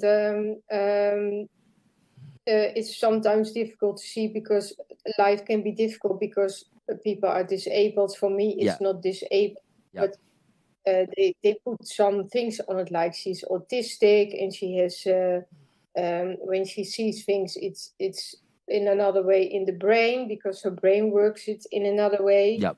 And then there's something on she is cerebral palsy, but no matter what you have or how you look, her heart is always in the center. The light within her is bigger than the darkness around her. And she's never forgotten that. Okay? And I think that's her biggest lesson to you. Because here's the thing. The light that you admire so much with your daughter, okay, you have it too. She's your daughter. Right? So when maybe it's also her showing you, because you probably suffered the pain of thinking about and replaying that moment over and over again. Right? It's not like you're under pain. You've done it, so many times to where it doesn't serve you anymore to do that. Right? And then you're probably your daughter's highest space. She probably knows that she doesn't want to see you in pain. Right? So she's being an example of what's possible. Right? So I think it's like, it's no accident that you're here in this empath, thrive as an empath, because I feel like the biggest thing that's holding you back is the guilt or obligation or whatever regarding what happened to your daughter when she was born, and understandably so, right? But by you, by you seeing the lesson doesn't negate what happened. It just adds more to the story because the story is still unfolding, right? And there's still more chapters to be written. And I think she has a lesson for yourself, for you. That's why you're here, and that's why we're all here, because we're trying to see the things that are in our blind spot that at times we can't see by ourselves, right? But I think that's one of her biggest gifts to you. And when you ask yourself the most important question, what else is she teaching me? What else is the gift in this? You'll see it, because she is your why. So, you know what I mean? And she is your why, and it's beautiful. But I think it's now ushering you to the next phase of your life and balancing it out, balancing the pain with, okay, what's the gift in this? What's the lesson? What is she here to teach me? What is she here to teach humanity? Yeah, also what I think it's very beautiful on her is that she's very authentic. Yeah. So she always shows her real herself. Yep. Amazing. Well, sounds like you are blessed with a daughter that's coming here with one of the highest vibrations, and as a great reminder to us all. So I feel like that's probably one of your homework is start to come up with lists of what is she here to teach you. What have you learned? What's the gift in it? Okay. I want to thank you so much, because this is really a very big present you gave me today. And I will never forget that you give me so much love for this. I really, really thank you with all my heart. Thank you. I appreciate you. And you inspired a lot of people here today. Thank you so much. Thank you.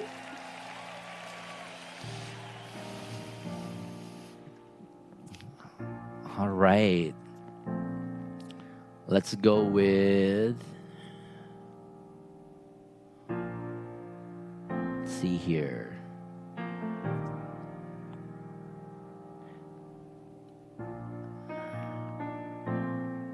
Let's go with Elisa Moreno. What's your why? Share it with the group. Why and why now?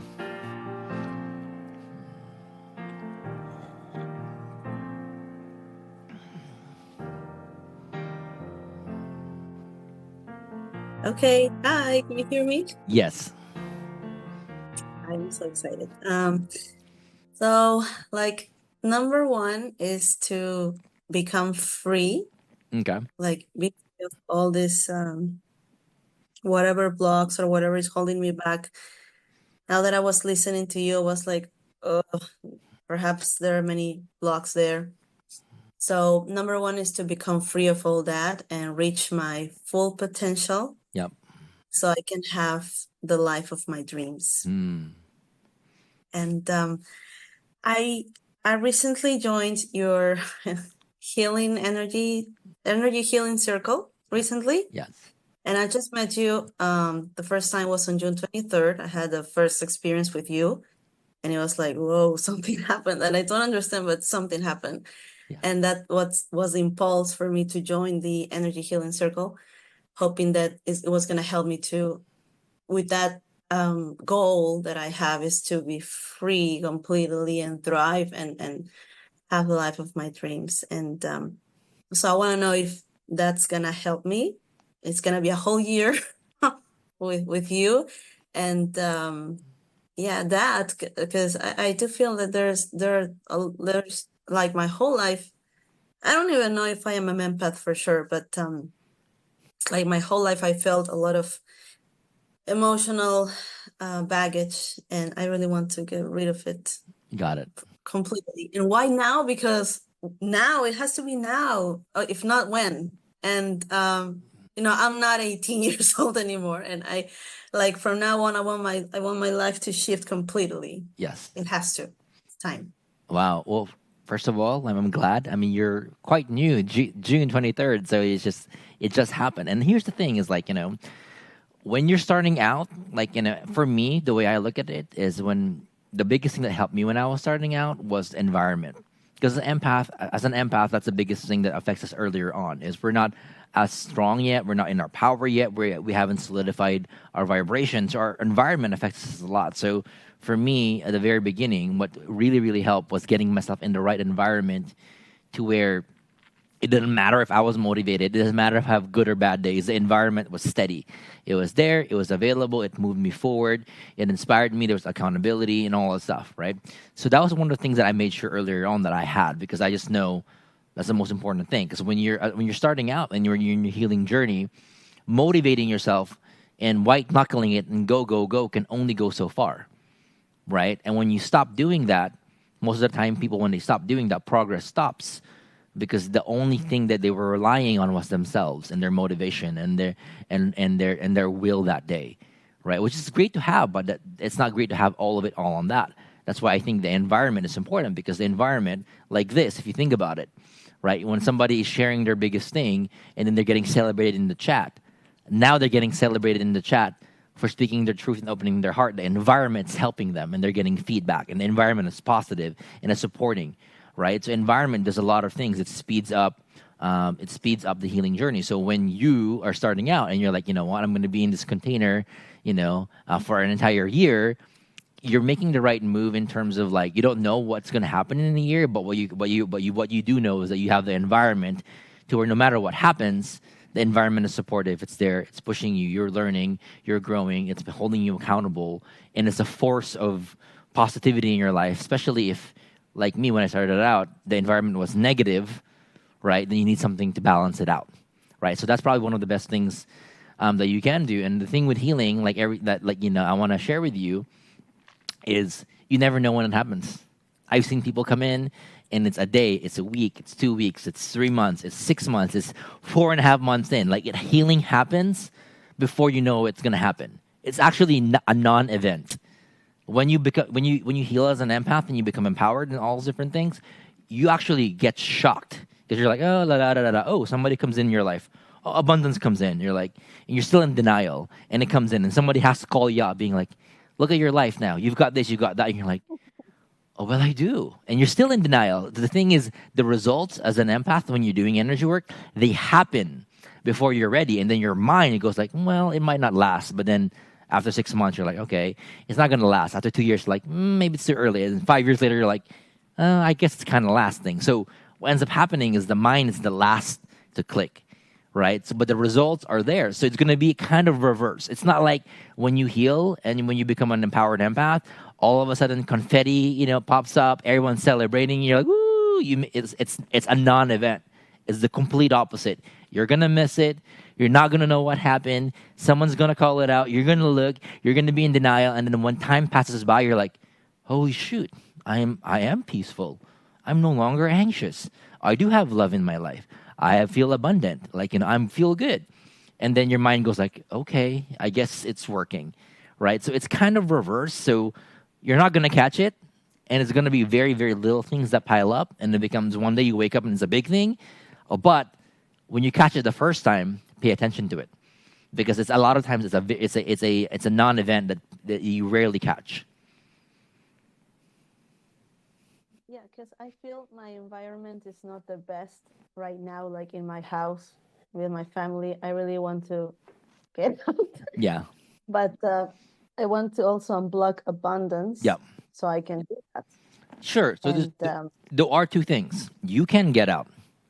And that's a hard choice to do. I did it, but you can. But if you don't get out, you can also work on yourself strong enough, because when you do, when I started out, none of my family members were on board. I've got 4 younger sisters, mom and dad. None of them were on board. I was the one. And because I went on board, I became an example of what's possible. Then one sister started believing. Now there was two out of all of us. And because there's 2 of us, now that sister, had a better life, an amazing life, and it convinced the other sister. Now there were 3. Now all sisters have it, and mom's kind of in the middle and kind of shifted, right? So it becomes like you got to look at it in a family unit, okay? You're not as powerless as you think, because as you become stronger and stronger, you become an example of what's possible, and then you start shifting your environment and everybody around you. You become the environment, right? So that's the beauty of it as well, is that I've seen over and over again, right? Is by focusing on you, you don't know who you're going to be affecting by you choosing to step into this. Because as an empath right now, I'm betting you everybody here is the uncomfortable truth for a lot of us, but we're going to be the first in our family, first in our friend group, first of anybody that we know that's about to do what we're about to do, which is gain our power back, gain our energy back, step into who we are. Because not everybody doesn't want to do it. So you're going to have to set the example, and it's you. And when you're the first, nobody believes in you. It's lonely. Everyone's going to think, you're crazy. Like, what are you doing? What are you trying? Nobody's going to be on your side except for everybody here, right? But everybody else, they're not, because they're looking for proof. But the proof only comes when you become happy, when you step into the space, when they see you have it, then they start believing, and they start, instead of being like, why are you doing it? It's like, why are you so happy? Right? And I know that because honestly, I get messages on Instagram and Facebook all the time from parents, sisters, wives, husbands. They're like, I don't know what you did to my husband, but he's the happiest he's ever been, or whatever. I get all it from family members. So you become that, right? And that's something to look forward to, because I've seen it over and over and over again. So it becomes worth it. It becomes worth it being the first, because of the ripple effect of what happens. You stop the generation of pain, it ends with you, and moving forward, it becomes something different. And I'm totally up for it, and I'm glad I get to do that for, that I'm the one to do that. Yeah, because think about it, if you can absorb and deal with that amount of negativity, and you have the capacity to feel, it's never one-sided. You've got the capacity to change. It goes both ways. The intensity of the receiving is the intensity of the impact in the giving. They're the same. So you just never stepped into that power because we were never taught to as empaths, right? And just one little thing, that's it. I've experienced with your healings, like I was like, whoa. But with the last one, with the emotional release, emotional block release, I didn't experience anything. Is that it? Does that still mean that I'm still being healed? So when you're going through different woes, right? You got to remember, some healings are going to be whoa, like it hits you, and some healings are going to be like this. It's like that, right? It's healings are always like this. Depends on what's blocked, right? So if we're working on emotions, and let's say your heart is blocked, right? Then that's the reason why you're not feeling a lot of things is because your heart is blocked, and that's probably the thing that you're working on.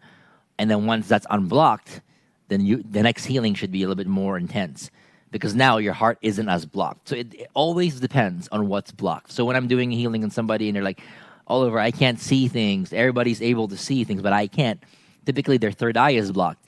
So they don't see something, but the next healing, they're like, oh my gosh, it's so crazy what I'm experiencing, because your third eye isn't blocked. So a lot of the times it depends on what's blocked. But if you're having oh my gosh, wow, and like, oof, then a lot of it is realizing in the dips, you're probably, the one that's being blocked is probably related to why you're not experiencing what you're wanting to at that specific healing.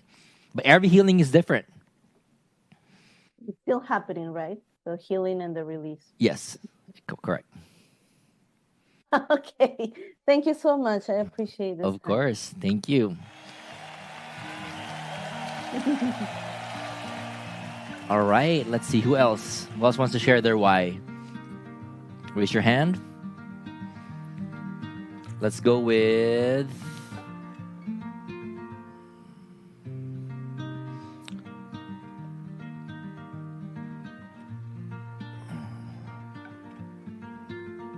room number two, Etienne Govin.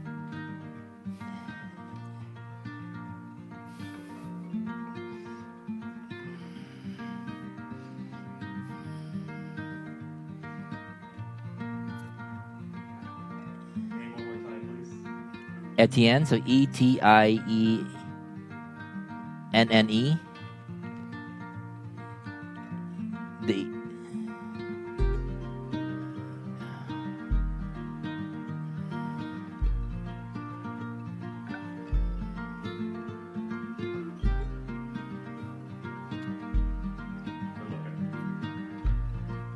The E has a little bit of a apostrophe on it, or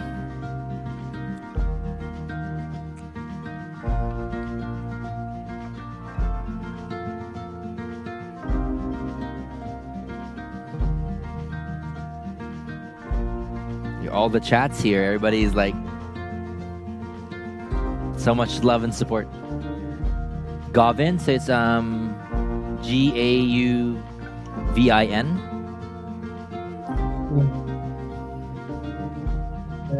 There you go.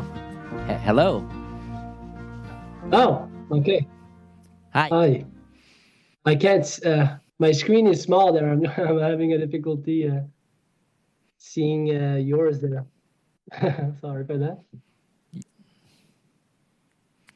Hi. All right. Hi. So share with us what your why is and why now.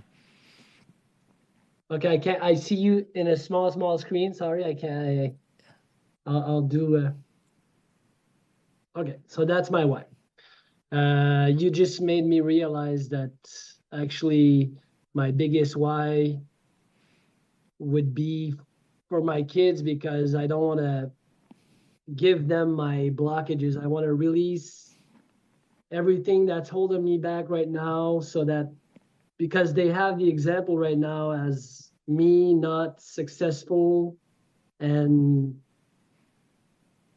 just having difficulties, and I feel my family's the same and they see me like that, and I feel like this is just a vicious cycle that I'm repeating. And especially my kids, I don't want them to see their dad like that as an example of kind of failure. I'm not feeling as a failure, but that's like would be my most motivation.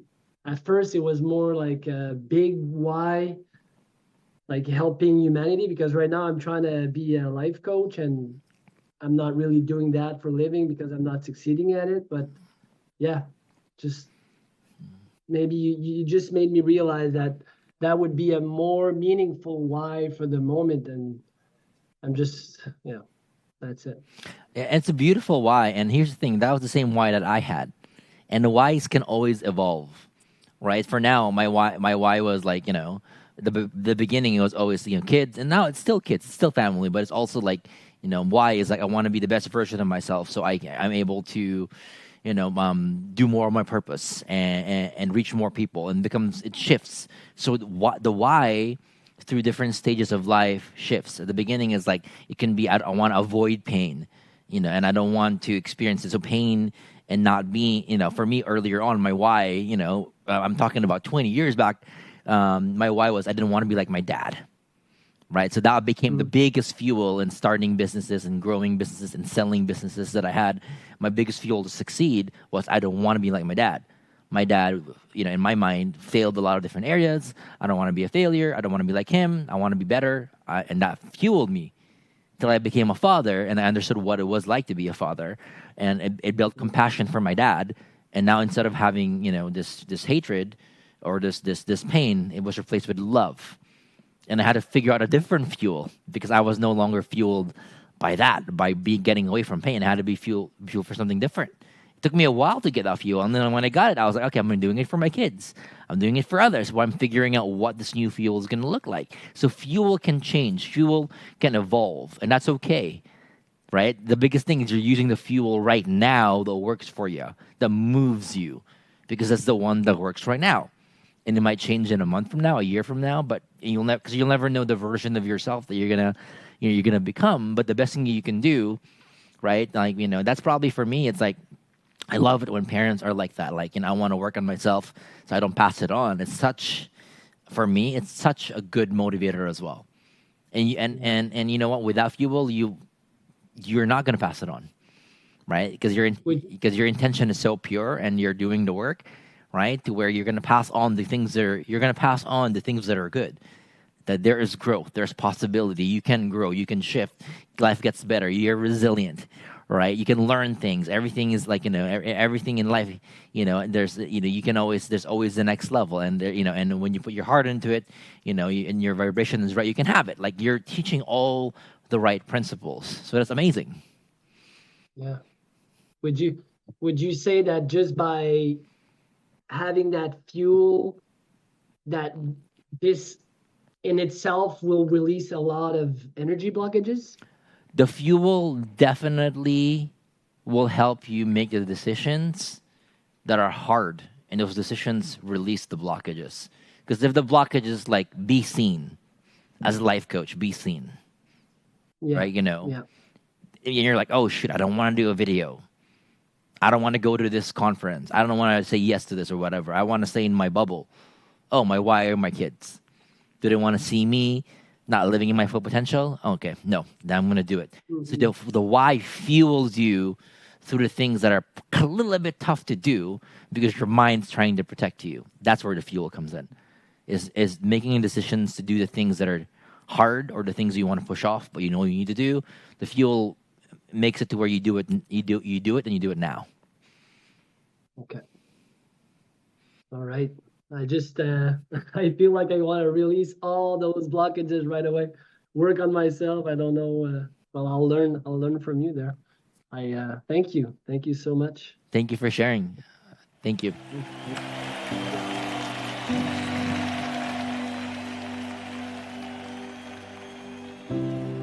Okay. We'll do one last share, and because we got a lot to cover for today. Okay, so we'll do room number 1. Lisa, Leesa Becker. Lisa, Leesa Becker. Wow. Hello, can you guys hear me? Yes. Wow, I'm so grateful and I'm so thankful that you're doing this. My why is because I've had a taste of it before. And I had a really bad traumatic event that took me from a meditative place to afraid to meditate again because I felt like I created that for myself. Yep. And that's been about 5 years now. So my why now is because you came across my Facebook feed, and I thought this is perfect for me to get back into alignment with my soul, and everything that you said resonated with me, just so I can take that lid off again. Like fleas in a flea jar, you can train them. When you put a lid on a jar and you have a bunch of fleas in there for so long, and then you take the lid off, they don't jump out of the jar. They just stay in there. And that's kind of how I've been for the last few years. And now I just want to take that lid off and be my authentic self and just start to, plus I have so many people looking up to me. I am a ketone specialist, and I'm sorry, I'm nervous right now, but all of these people look up to me for health and stuff. And I just want to be able to help them, because health is more than just what you put in your body. Like you were talking about, its environment. So there's so many things. It's the bigness and oneness that I've tasted before that I miss. So thank you for this opportunity.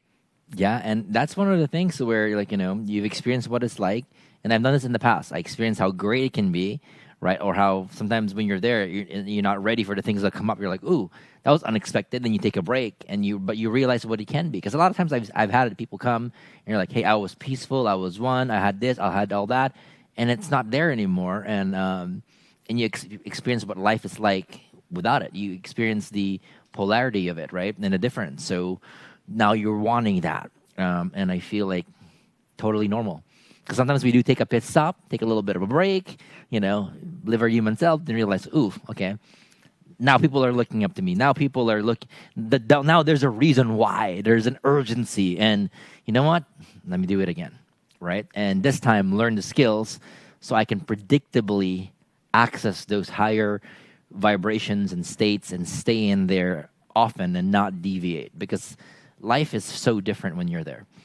Right? It's like, and you can't explain it. It's just a very different feeling, right? So that's hey, sometimes second time around is even better than the first, right? Yes, that's what I'm hoping for, and I'm actually interested in joining the 1 year thing that I think Elise was talking about. Okay. So hopefully we can find out more information about that. Okay, awesome. All right. All right. Thank you so much. Okay, of course. Thank you. All right. Beautiful shares, everybody. Beautiful shares. Again, we're heading up to a break soon here. Don't worry for people that are wanting a little bit of a stretch. As here's the thing, I am so appreciative of everybody that's sharing here, because for every one share, there's probably hundreds or even thousands of people in this group, in this challenge, that have the same story, right? We're learning, and a lot of times it's good because diverse types of shares, different things that are happening. I'm looking at the chats, and I even checking within. I'm like, oh yeah, I resonate with that, right? So a lot of the times we're learning, and as you are speaking your truth and sharing with the world, like, hey, again, this is a very unique space. How often can you be, in a group, in a room, right, where we have over 100,000 people who signed up for the challenge in the last 30 days? You're here, you're able to share your story, own it, and be supported, be celebrated, be accepted, right? That's the kind of environment that's just, you don't get that. So it's a very unique opportunity here, and I'm super, super excited for everyone that's been sharing. The stories are amazing, right? And the thing here is, like, I want to shift it for you guys. I want you, as an empath, you've been putting others first, right? It's okay to put yourself first. Because here's what I've learned. At the beginning, I thought, if I put myself first, I'm selfish. But what I realized is, like, what? I love to help. Personally, I love to help. I love to give. I am that person. I'm spoiling people for Christmas, and I love, our staff members, they have things in their wish list. Like, me and Mandy love just making it come true, and we just love the impact that we can make, the smiles that we can create, and what that does for other people, right? And I realized that in order for me to be able to give more, which is what I actually enjoy doing, I have to be able to receive. I have to be able to refuel. I have to work on me, because the more I fuel myself, the more I can give, the longer I can give, the deeper I can help, right? And a lot of times that gets convoluted for others. Like, oh, I can't, because if I put myself first, I'm selfish. No, right? Like they say, like when the plane's going, to turbulence, and those oxygen, mask comes down, they say put your mask first before you help somebody else, right? It's the same thing, okay? It's almost like, you're like saying, I want to go from California to New York, but I don't want to fuel up, because fueling up is selfish. No, you have to fuel up to get there. It's part of the process. It's oxygen. You don't guilt yourself and put rules around breathing oxygen and eating food and drinking water. You're not like, I'm going to eat food, I'm going to breathe oxygen, I'm going to drink water when I've earned it, when I feel like I've earned it. No, it's not an earned thing. It's a necessity. You do it to survive. You do it to live. And that's the same thing. Putting yourself first, self-care, putting your needs first. You don't do it because it's some luxury. You do it because you need to. And when you do it, you become the best version of you for yourself, for others, and what you choose to do with that energy, right? So as an empath, you got to get used to that. You got to get used to filling yourself up and supporting yourself. Because the more you do that, the higher your vibration is, the more fuel you have towards your manifestations, the more you can help and give to others who you want to help and give to others. Self-care, isn't selfish. It's one of the most selfless things you can do when you have a heart of an empath, okay? Because you're not going to misuse it, right? And it's also the most basic thing, like drinking water and breathing oxygen. You need it, right? So put in the chats. I'll put me first. It's time for me. It's my time, because it is. Right? Especially if you've been putting that off for a long, long, long time, it's okay to normalize choosing you first, putting your needs first. Because again, you're not even going to overdo it, because I know how you are. You're so used to putting everybody else first. Even a little bit of putting yourself first, you're like, ugh, well, I'll do it. Right? So you could actually overdo it and still be underdoing it because of how you're wired. It's how I'm wired. Right? So put yourself first. It's your time. Your time is now. There you go. Look at that. Love it. Own it. Declare it. Even if you don't believe it. You're putting it out there. You're setting the intention. You're making a decision. There you go.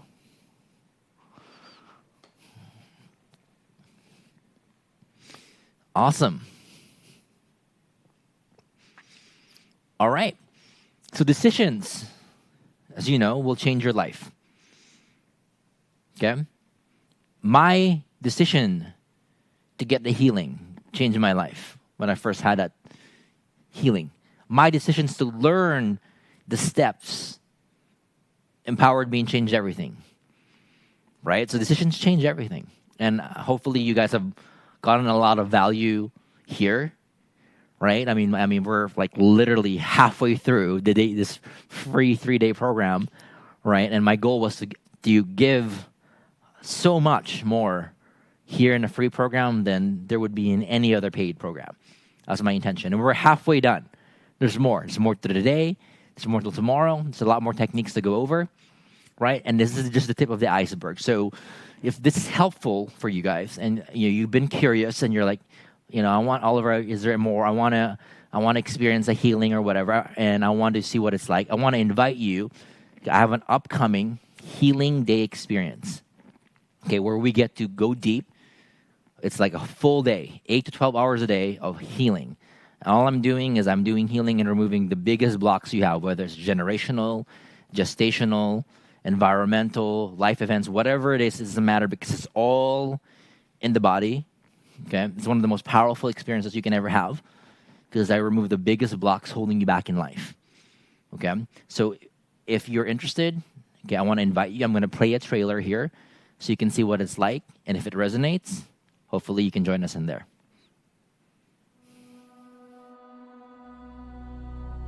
I am super excited for today. We have like literally over 5,000 people from 80 plus countries that joined us over the last 3 weeks for this event. When all 5,000 are here, all of our energies magnify each other and we have this collective consciousness, a magnified vibrational field. And with that amount of energy, instead of you being capped by your own energy, there's this big pool that we're using to accelerate the healing. You are going through what's called a rebirth. This is the time where you live life for what your heart is calling you to do. You're getting the energy from all the different environments that everyone is in, who's literally online watching this right now and participating. So this is really a powerful experience. You are one vibration away from the life that you want. Whatever you believe in, doesn't have any limit to what it can grant you. It's an unlimited resource. And when you raise your vibration, we can get to a space where we can set our intention and manifest what we want. And as you close your eyes, whatever it is you experience, lean into it. It is the most peaceful and calm time I've had in, I can't even tell you how long. Whatever you want to try now, go for it. You have such pure, positive energy pushing you forward. Finally, I can receive. I stretched a lot. I forgave a lot of people. The things that I felt were very physical. Something was going on in my heart. It felt good. This is the best decision I've ever made. You guys have literally changed my life already. I ran down 19 stairs and ran back up. I haven't done that in 20 years. Somebody finally sees me for what has been hidden. I feel amazing. I have to give you the shifts, the concepts that changed my life as well, so that when your life changes, you know what to expect. You know what's going on. You're not guessing. And you'll be thinking more and more of what you truly want. You are the creator of your own reality. You were not born just to suffer and experience pain in life. You were born for something more. And I'm here to remind you of that. That you, at the deepest levels, you are light. You are love. And you are loved. I want to encourage you to start writing the next chapter of your life. Because now, not only is your mind and your heart awake, your soul is too.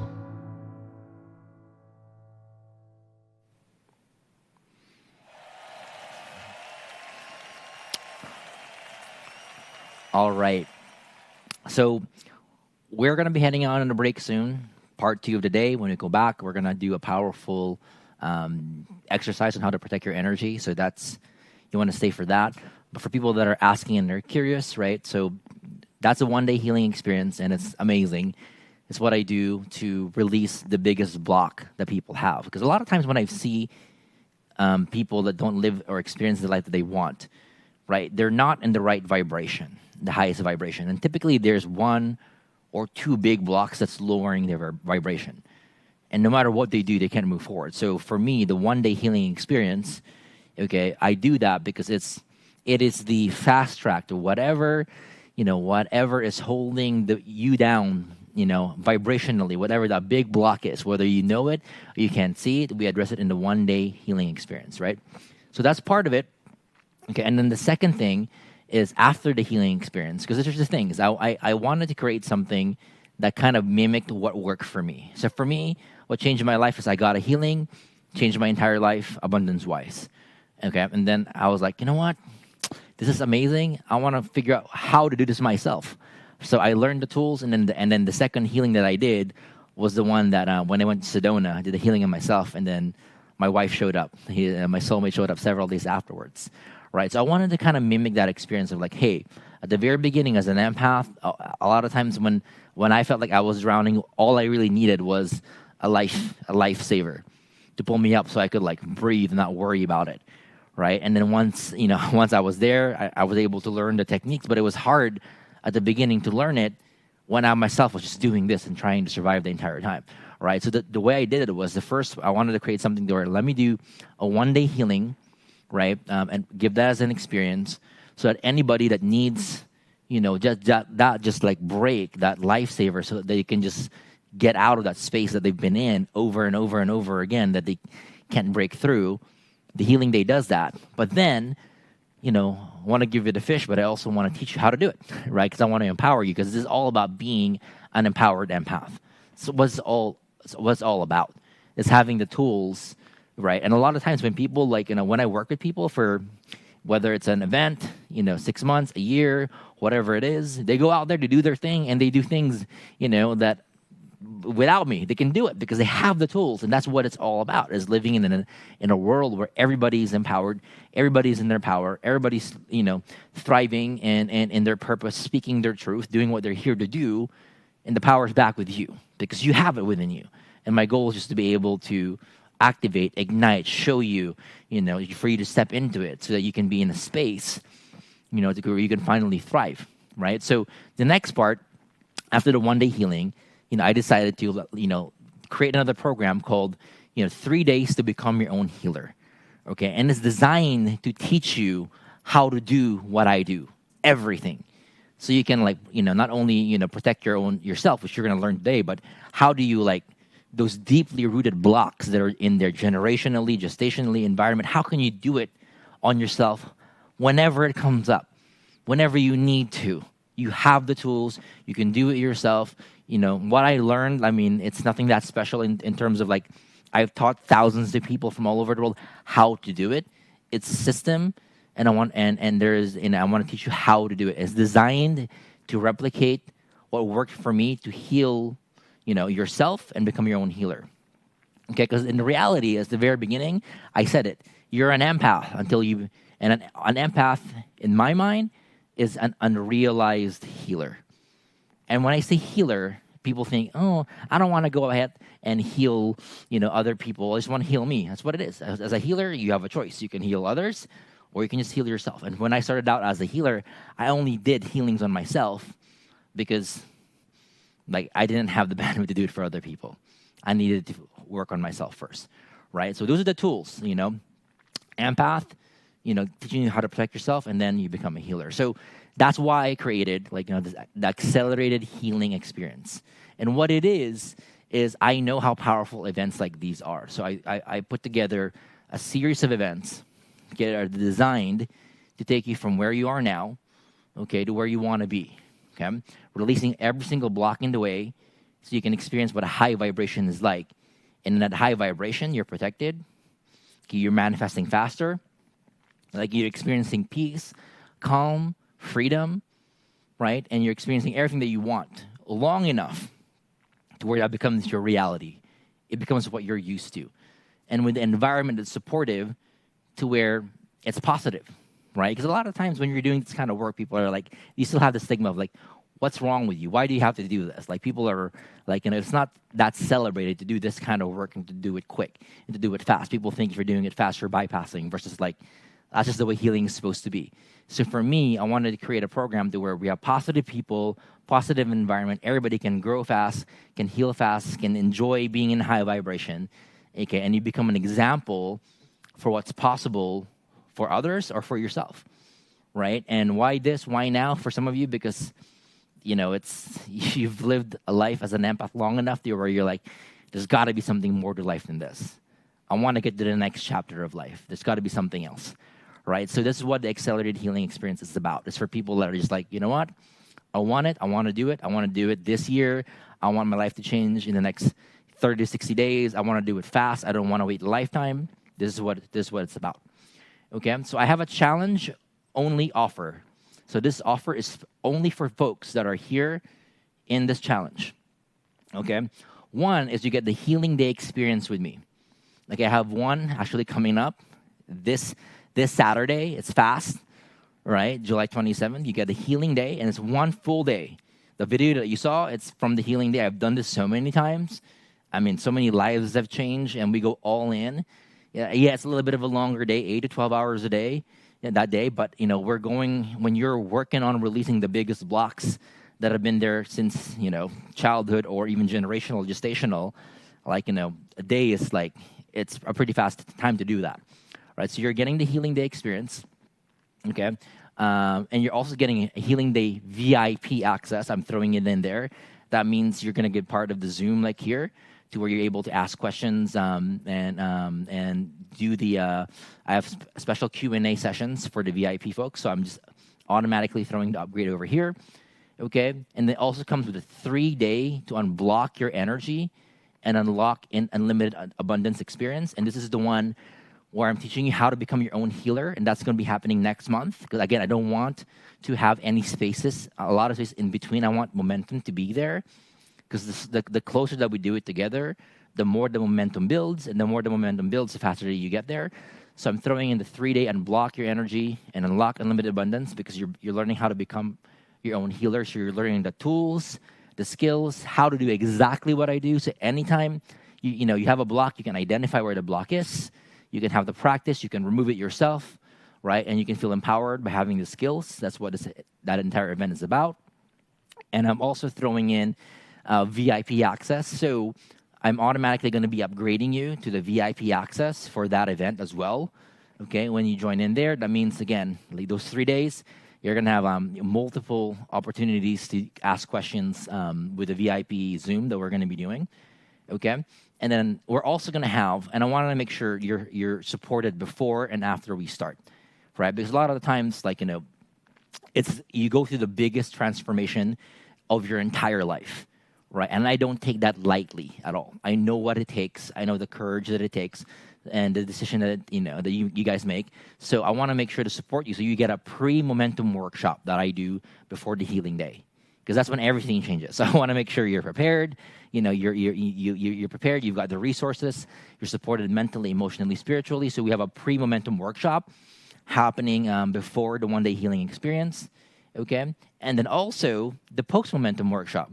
Because a lot of times, like, I see it happen when people go through, like, the one-day healing, like, there's so many things that change in their lives. So many different things. Things come in fast, like, things shift, they feel better, things are, they don't feeling things anymore, all of a sudden they're feeling peace, they're not used to if it's gonna last. All these different changes in the best of ways happen, and it can be a little bit overwhelming. Even if it's good change, it's just a lot at the same time at once. So I'm doing the post momentum, like, typically to kind of like explain the changes and to normalize it, because it's okay. That's what happens when we do things fast. Fast things happen, and we got to get used to good things. That's fine, right? So I go over how to kind of like deal with all the good things that are happening and all the things that are shifting and changing, and also how to deal with continuous momentum moving forward, how to keep it moving forward. Okay, so all that stuff. We have a total value here that you can see, and the challenge only price that we have is $497 or 2 payments of $295. So if you guys are interested, you just can go to healing2024.com. Again, healing2024.com to take advantage of this challenge-only price. It's going to be available to only people that are here on the challenge. Okay? So what we're going to do is we're going to have a 10-minute break here, giving you guys time to do this and to join us if you feel called to. All right? Give you guys a 10-minute break. I'm going to put a timer on here. Go to healing2024.com if you're interested. The program starts tomorrow. We're going to have a welcome celebration. I'm going to be there. I'm going to be welcoming everybody that joins this healing accelerated bundle. I'm going to be there welcoming everybody, giving you guys the next step. So it actually officially starts tomorrow. Otherwise, we're going to go for a 10-minute break. And when we come back, I'm going to go over how to protect your energy. I'm going to go over a powerful exercise, 3 steps that you want to do. And if you do it, you're going to be able to protect your energy today. And it's a life changer for empaths. Okay?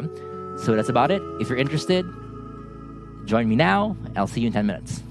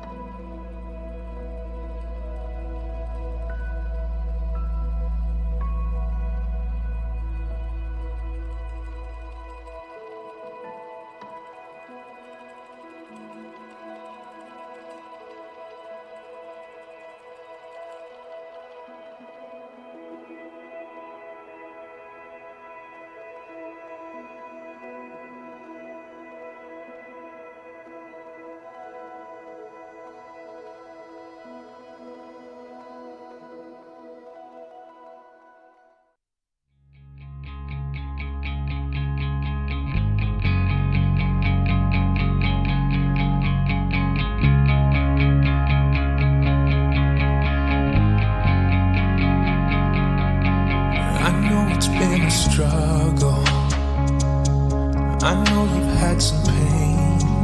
Hello there. I know you're feeling tired.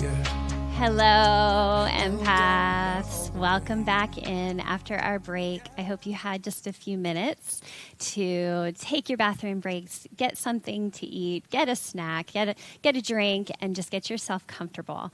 Because the rest of today, you're going to be learning a very important technique that is going to change your life. And this isn't something that you want to be distracted for.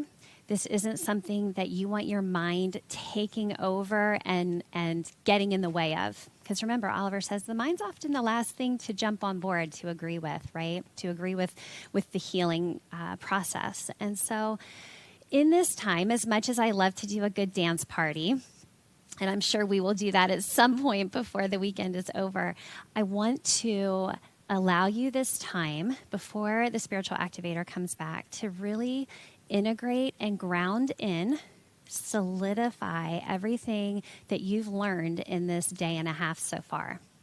Okay? We are halfway through. And you've already learned a lot about yourself. And if you haven't learned something new, you've received validation, confirmation of something that you've already known or felt up until this point. And so what I want you to do is get just comfortable. You don't have to lay down, but I want you to get comfortable for the next few minutes. And we're just going to take some deep breaths, and I really want you to set your intention. And I know that we talk about intentions a lot, but don't discount this moment in taking the time to decide your intention. What do you want to experience for the rest of today? Let's not jump ahead to tomorrow. Let's be in this moment. That's what it means to be in your heart space, to be in your heart instead of your head, is to be right here, right now, feeling your body. What do you want to experience by the time this day is over? Go ahead and put it in the chat for me.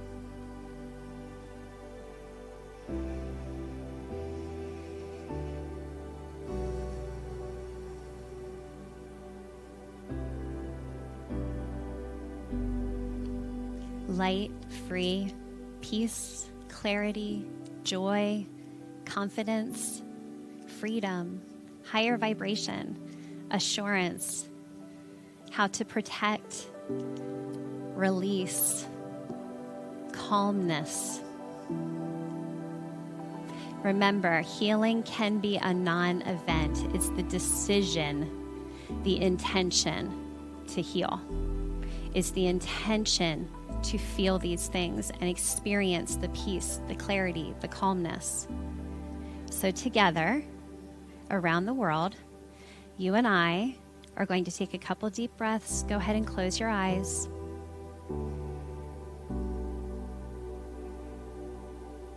I want you to take 3 deep breaths, intentional.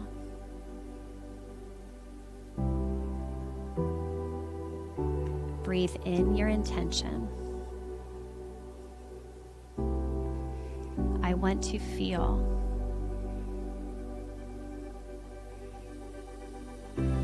I cannot wait to experience. Fill in the blank.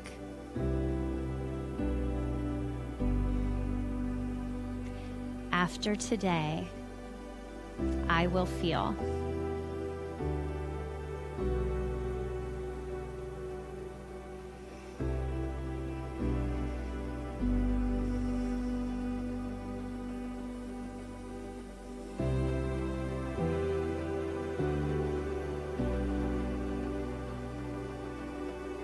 Good job. You're doing it, and you've already started to experience it. I see you shifting. I see you committing to yourself. I see you healing. And it's beautiful. You've already done it. You've already started. You don't have to have the hope because it's already here. the radical acceptance for what you will receive today, tomorrow, and moving forward.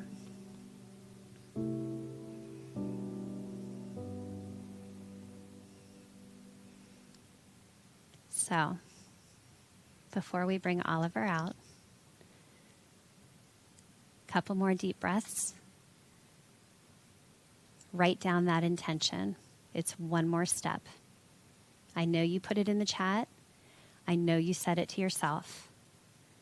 But it's one more level of accountability. Not to me, not to Oliver, but to you.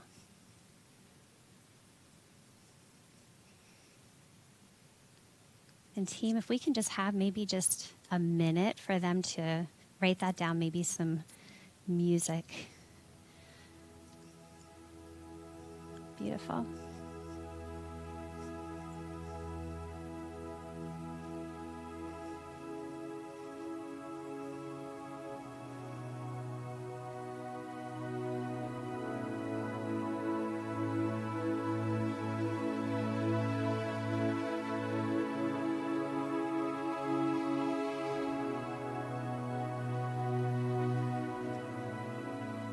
And with that, I bring back the spiritual activator.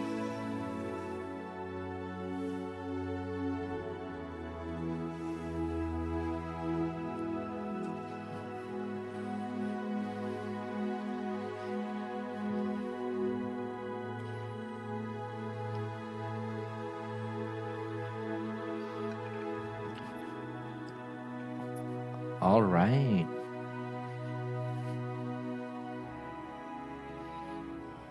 Okay.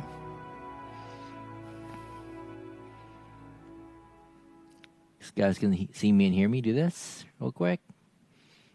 Awesome. All right. So we're stepping into part 2. And in this session, we're going to go over how to protect your energy, technique, this powerful 3-step technique that I've been using for close to 20 years now. And it's changed my life as an empath, right? So we're going to learn that. Okay. But before we do, my team told me that there were a few questions that came out over the break. So before I dive into the content, if it's okay with you, I'm just going to spend just a few minutes to go over some of the questions that we saw over in chat. Okay? Because my experience is that if one person has a question, 100 people have them as well. So I just wanted to go over them real quick. Question number 1 that we got is, what if I can't attend the event date scheduled? Because we have one coming up next week. Don't worry.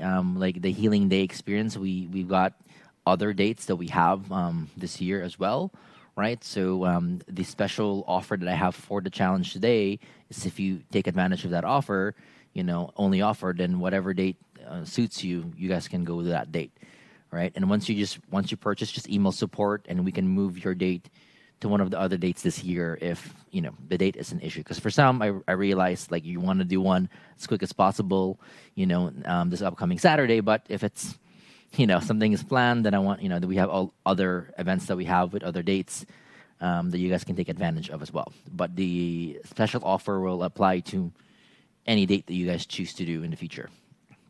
Okay, another question is, will I get access to the recordings?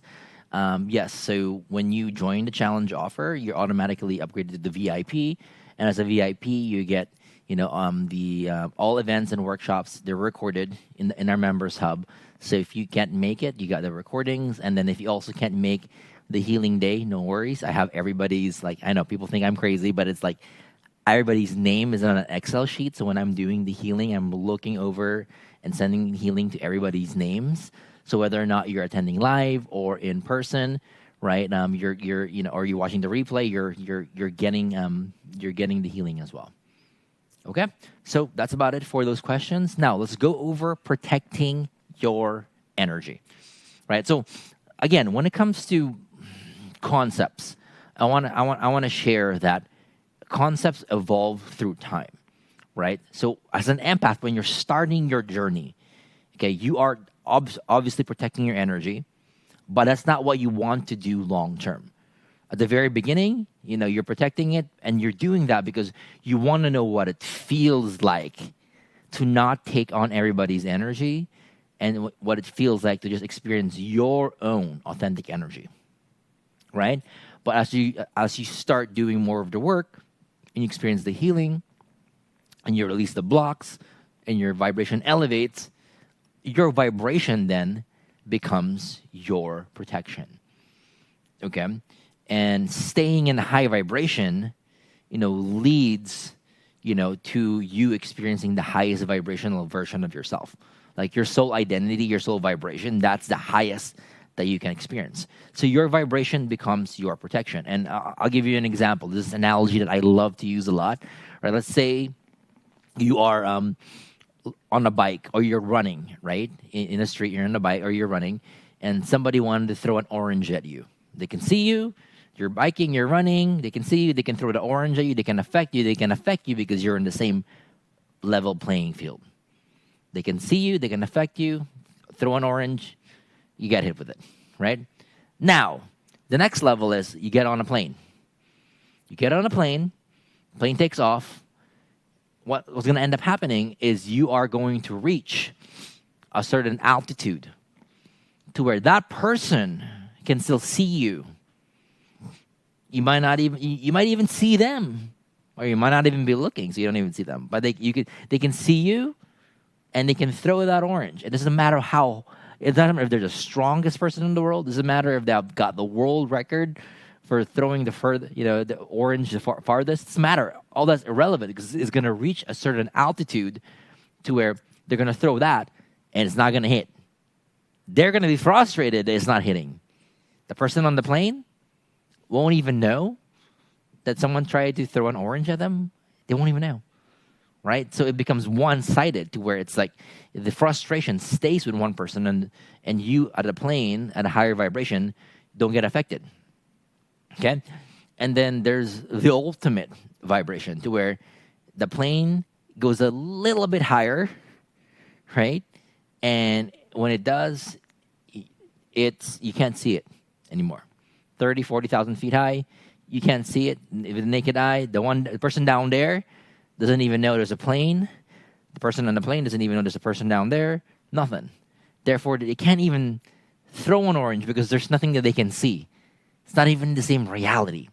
And that's the power of vibration. And when I say your vibration becomes your protection, that's exactly what I mean. Okay? It gets to a higher space to where you're not having to worry about protection anymore. When I first started out, I was doing protection tools, like literally, like for 3 to 6 months, obsessively, every single day, multiple times a day, like my life depended on it. Because every time I didn't, I would feel everybody's energy. And next thing you know, my zen, my peace, my calm, my anxiety went away as soon as someone negative walked through the door. Or somebody negative was going through something and was thinking of me, would go away, right? And for me, I was like, I can't have that happen. So I kept, doing protection, like, like a madman over and over and over again. And it worked. And I would do it again because it bought me the gift of feeling my authentic energy for a long period of time. And when you feel who you are, when you feel your authentic energy, when you feel what it's like to have peace all the time, you're going to protect that peace. And any deviation from that, you're going to be like, I don't want that. No. So at the very beginning, I did a lot of that. And then, I started doing healing, getting rid of all the blocks, releasing. And that elevated my energy and my vibration. And the higher it elevated, the less I had to protect myself. Because at higher levels, less and less people who were negative showed up. Or if they did, they were out right away. Or if they did, they couldn't affect me as much. Right? It was very different. It's almost like I had all this. Because every time you release a block, okay, that energy that you release goes back to you. Every time you're releasing people, they are attached to you. They're affecting you. When you remove the ability from them to attach to you, the energy that they're sucking and draining from you goes back to you. Now you have all this excess energy. Right? And what you can do, what do you do with it? Whatever you want. Manifestation, creation, right? Whatever you want. You can deal with a lot of things because now you have your energy back, right? And that's the beauty of living in a high vibration. Nowadays, like, I rarely protect my energy. Rarely. I used to do it several times a day for the first 6 months. Now I rarely do it. Why? Repeat after me. My vibration is my protection. At higher and higher levels, okay? At higher and higher levels of vibration, you no longer need to worry about protection. That's the beautiful part, because you don't want to always be walking through life thinking about, I got to protect myself, because it keeps you in a survival, in a safety, mechanism and vibration. And it's good at the beginning, but it's not good long term. And there's going to be a lot of things that I'm going to teach you that's good at the beginning. Long term, it has to shift, right?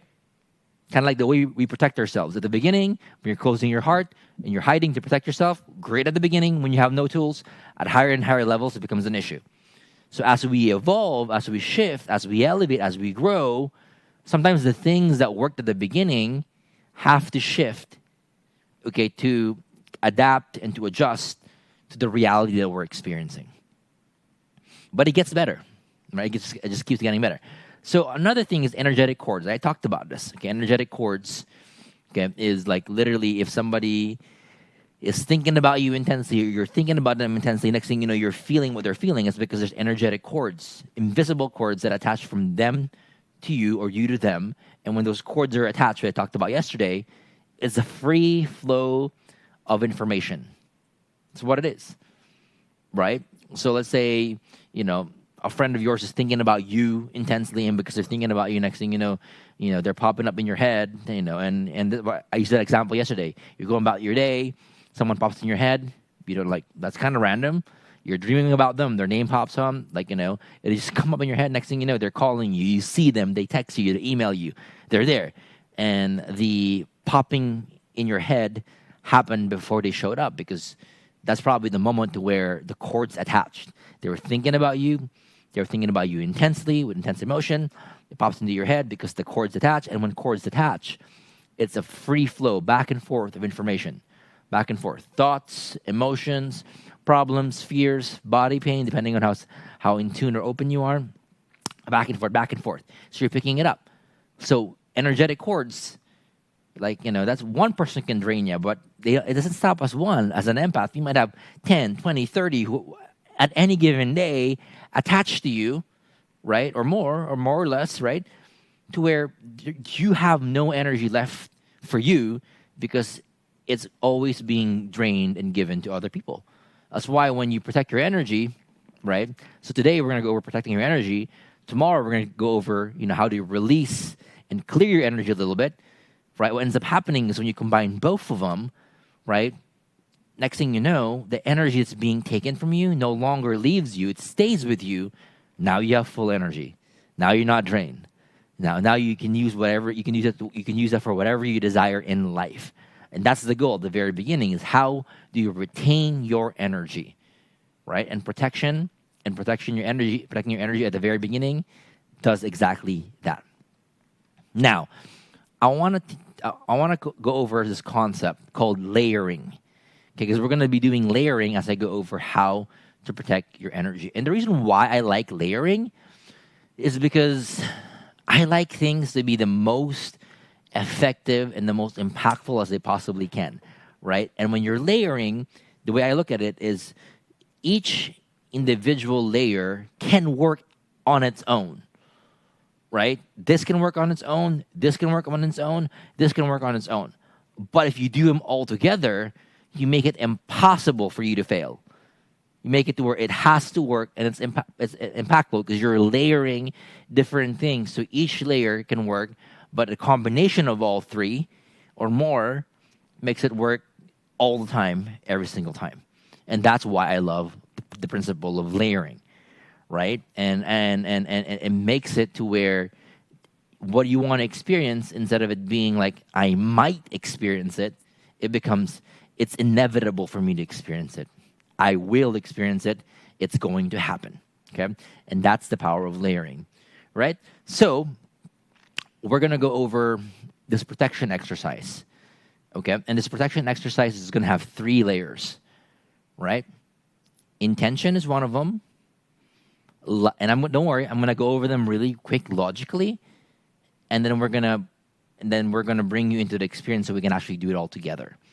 Because I want you to experience it. So on a logical level, the layers are intention, light, and sacred geometry. Intention, light, and sacred geometry. 3 layers.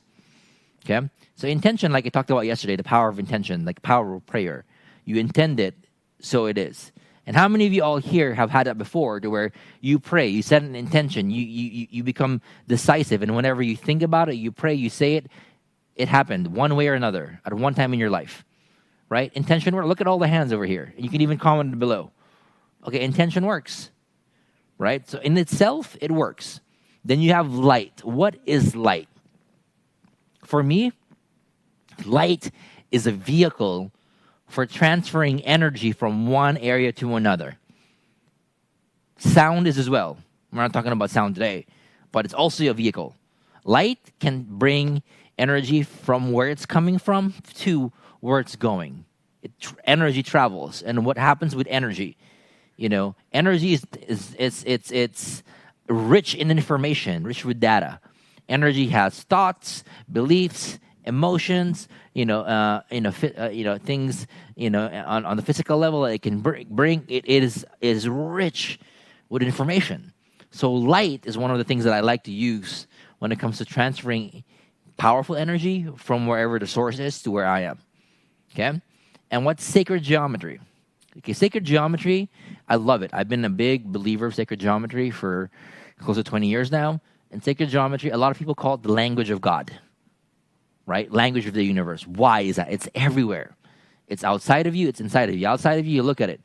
Like the greatest mysteries of the world. Like you look at the pyramids of Giza. You look at pyramids in Southern America, Central America, like all over the world. It's lots of different pyramids. You look at that.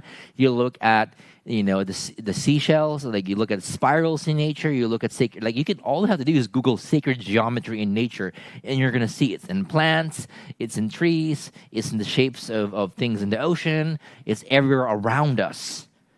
It's like the language of creation, right? And it's also within us, like our cells, our DNA is spiral in nature. And if you look closer, there are two. It's a tetrahedrons, or it's 2 pyramids back to back. If you look at it closely, right?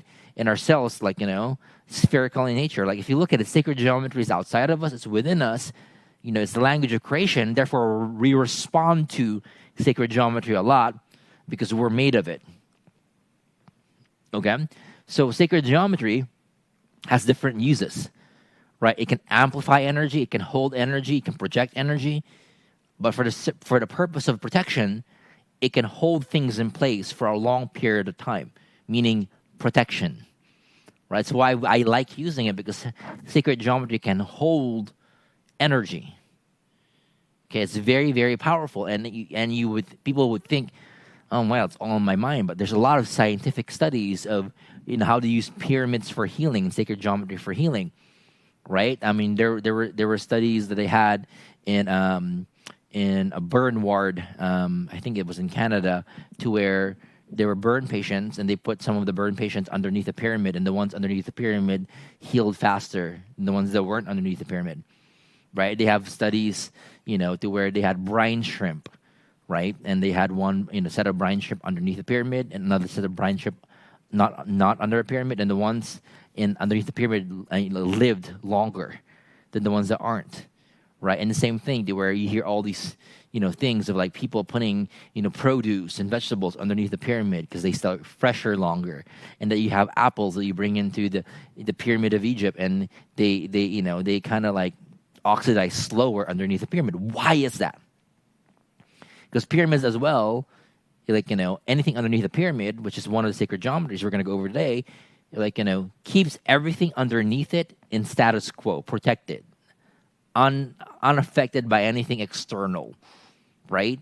So, that's an example of a sacred geometry. So when we're layering intention, right, light, and sacred geometry, it becomes impenetrable when it comes to protection. And that's why the that I helped, who couldn't even go to a grocery store for 20 years and finish a shopping, did this exercise you're about to learn and was able to do it and go through an entire grocery store run, without being affected, because she had all three of them. And when you have all three, things just simply cannot attach, get in, drain. Okay? So I'll give you guys a minute or so just to get relaxed. Okay? And I'm going to walk you through this powerful exercise for protecting your energy. So we're going to put some music on. You guys can do this sitting down, laying down. Right, but I'll give you guys, a minute or so just to kind of relax. Get into a meditative space, relaxed space. Put any technology or phones away from you if you can.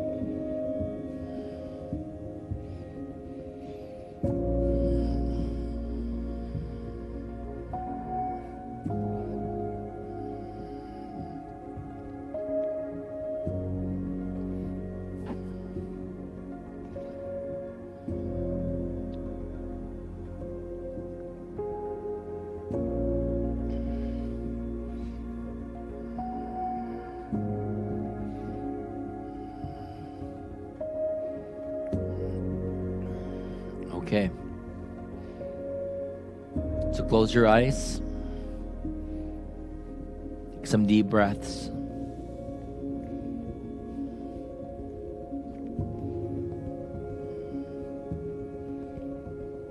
First of all, let's set an intention. Intentions are so powerful. And it's the first layer to this exercise. And the intention is this: God, higher power, universe, whatever you believe in, ask your higher power to be here to assist in this exercise, to help you find the specific combination of light and sacred geometry that will protect you from any negativity. So the intention is this: please help me protect myself from any negative energies or entities around me. Anything that can drain you of your energy and vitality. Anything that's low vibrational. Anything that's not for the highest good for you to experience. That you will be protected at the highest levels.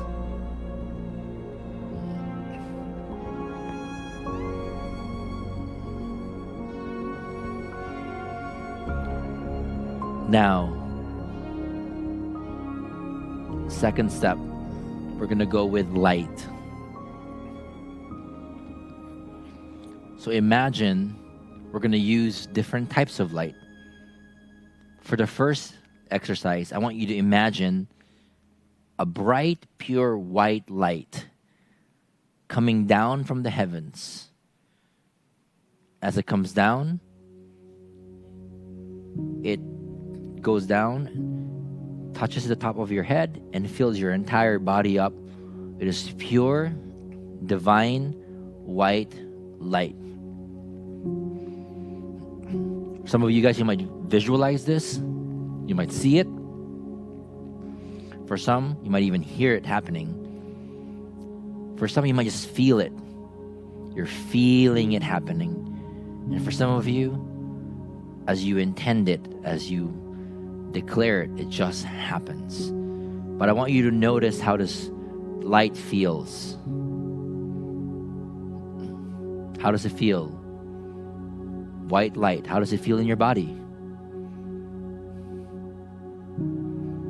Okay? Let it do what it needs to do.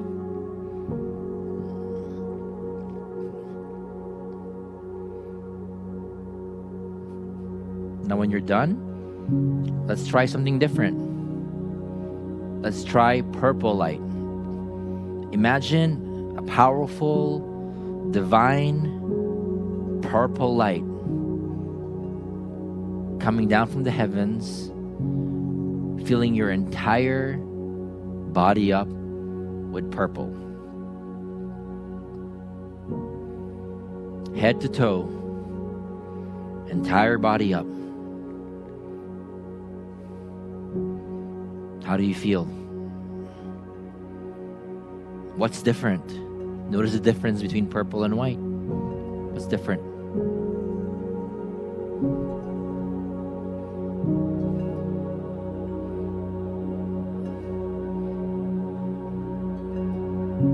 Feel it in every area of your body, head to toe.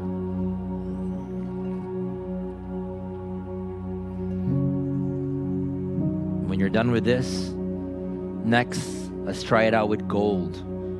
Imagine a powerful, bright, golden light coming down from the heavens, filling your entire body up with gold.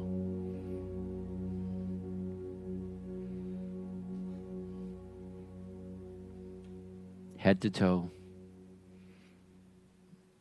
Notice the difference with gold. How's it different from white and purple? What is it doing to your body?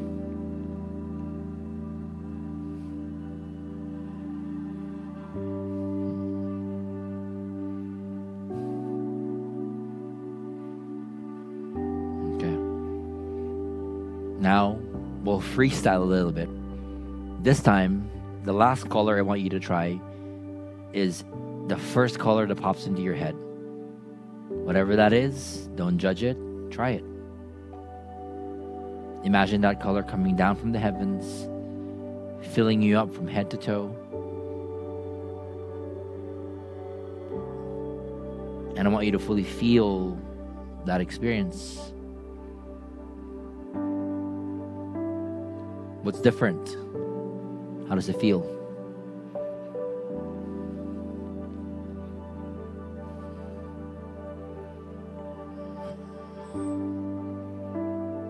Okay. Now we'll do something a little bit more advanced. I normally don't do at the beginning, but I feel like this group is ready for it. Pick one color that affected you the most, that you resonated with the most. Okay? And instead of it being light, turn it into liquid. So pick that color, imagine it being liquid light, and imagine it just washing over you. Top of your head, filling your entire body up with this liquid color.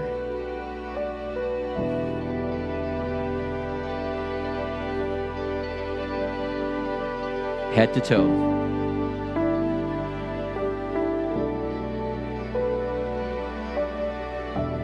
Notice the difference.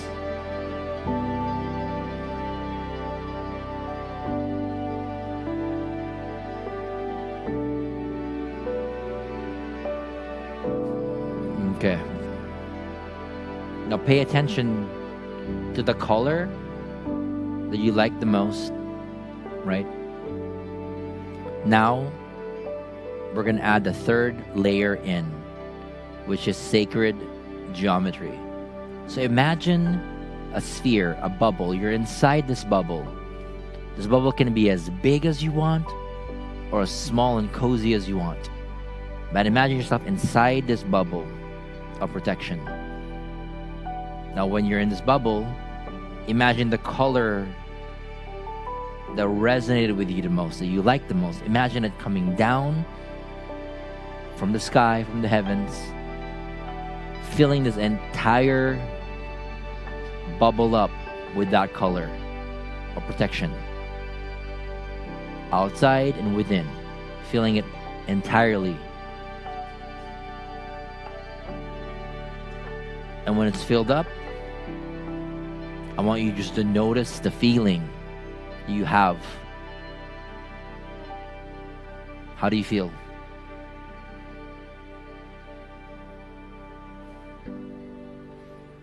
Okay. Take a few seconds just to really get used to this feeling.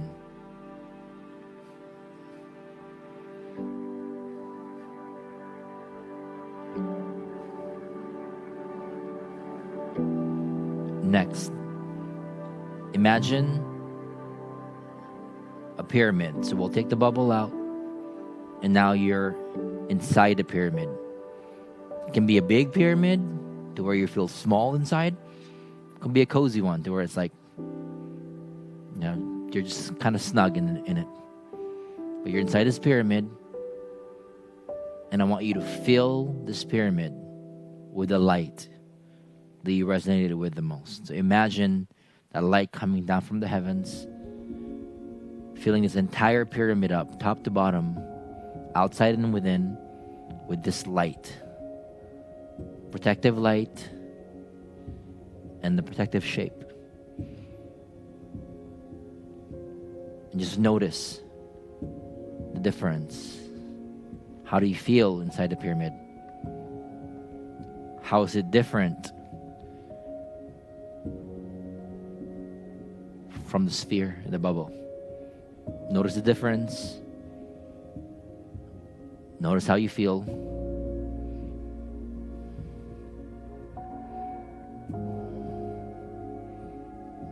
Bask in it a little bit.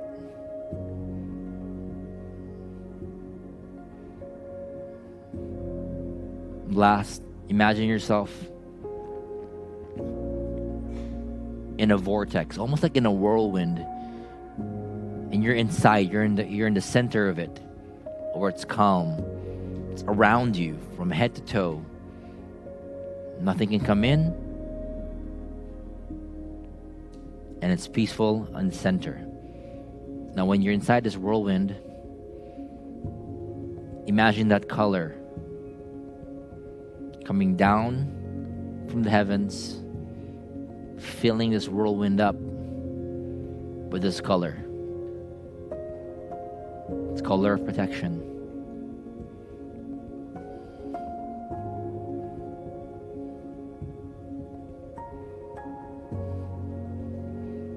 Notice the difference. Feel how it feels.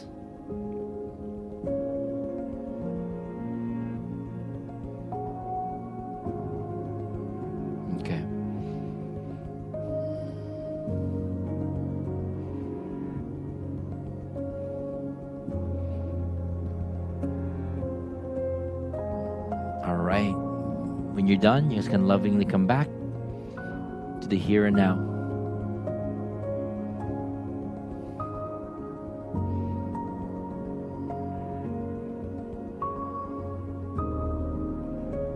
And the cool thing about this exercise, you can practice it whenever you want. Before you start your day, before you step into a meeting, before you answer your emails or check your phone, before you return calls, before going into a family gathering. It's one of the ways to protect your energy so you're no longer affected by the external world. It can be chaotic on the outside, but you'll have peace and calm on the inside. It's a powerful practice. Okay? So, who would like to share? I would love to hear some of your experiences. Sharing a few things. What color worked for you? What sacred geometry worked for you? And how it made you feel. Right? And again, it's pretty cool because as you're sharing, you might give people ideas on what they can try the next time they want to try this practice out. Okay? So you guys can share in the chat, or if you want to share in person, you can just raise your virtual hand. We'll go with room number 1, Samantha Garen. Samantha Garen, Garen. Room number 1. Hi. Thank you for giving me the opportunity to share again. That was a extremely transformative experience. When I first felt the white, I instantly felt this lightness overcome me, and that was just the start of what what I knew was going to be coming afterwards. I felt this light almost like it was cleansing away everything. It was a cleanse, washing away all the negative, all of the toxicity that, you know, I've experienced within the last couple of days, bringing me back to my center. With the gold, I felt alive. Gold, I felt alive. I felt vibrant. I was shining, and I knew that my gold light was so powerful that it touches others. That's what it gave me. I still feel so light right now. I'm sorry. This is unbelievable. And you know, then with the purple, I felt this. It reminded me of amethyst. I felt this healing. I felt this empowerment. I felt this strength. I felt this royalty within myself, self-love. And it was really so moving. And the colors I picked, the color I picked was this aquamarine green. Yeah. That brought me this sensation of serenity, tranquility, at peace. And then the colors I chose two colors actually in the liquid form, and that was the gold combined with the aquamarine green. And it washed all over me, and I felt at home. In the bubble, I felt safe. I felt protected. I felt nothing could pop my bubble. That's how strong it was. And it was surrounded with this aquamarine and gold just all around me shining. And I knew that nothing could affect it because that's how powerful these lights were. And then when I was in the pyramid, I envisioned a gold pyramid. I envisioned the pyramid of Giza, gold all inside, and I felt at home. And I felt love and acceptance and admiration and inspiration. And this experience made me cry. I released, and it was the most beautiful thing. Thank you. Wow. Wow. Thank you so much for sharing that. Thank you. Thank you. Beautiful. Beautiful. Let's go with, let's see here. Some hands that are raised. Raise your virtual hand or physical hand as well. Easy for me to see. Let's go with room number 2, Alexander Lopez. Alexander Lopez, room number 2.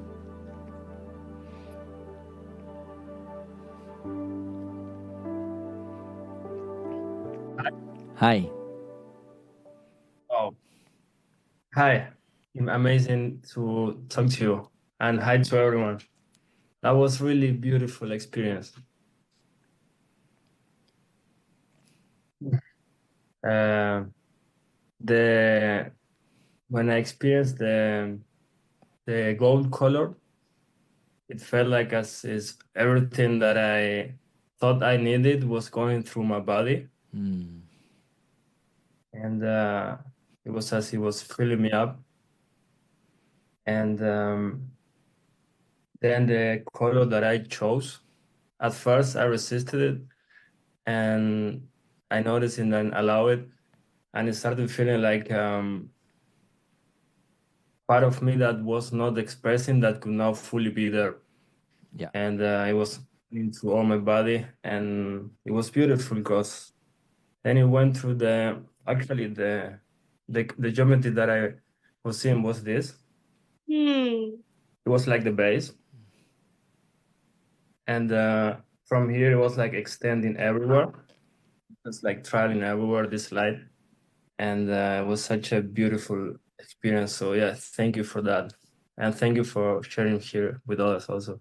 Wow. It's amazing. Wow, of course, first of all, amazing. You're tapping into more advanced practices, which is like whatever sacred geometry appeals to you, you can try it out. And you did.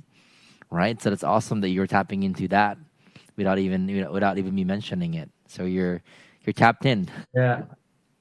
Yeah, I'm a Reiki master, and I also do energy work. I channel Arcturian light codes, and I've been doing it for a while now. It's something that is my purpose, right? Yeah, I can tell with your energy. Thank you so much for sharing and for being here. I appreciate you. Thank you. Okay. Let's see. Raise your guys' hands if you want to share. Let's go with let's see here.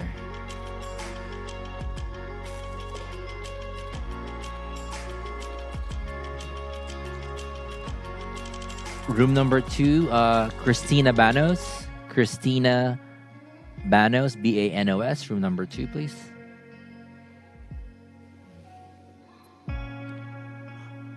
Hello. Hello. Hi. Hi. Oh my goodness. Thank you. Oh, let me see. Okay. Am I there? Oh, there you are. Hello. Let's see my bed here. Thank you. And getting back into meditation is great, and just reminding me so much of our potential, my potential. Yeah. And what inner peace and love that I have for myself. And so I tapped into that.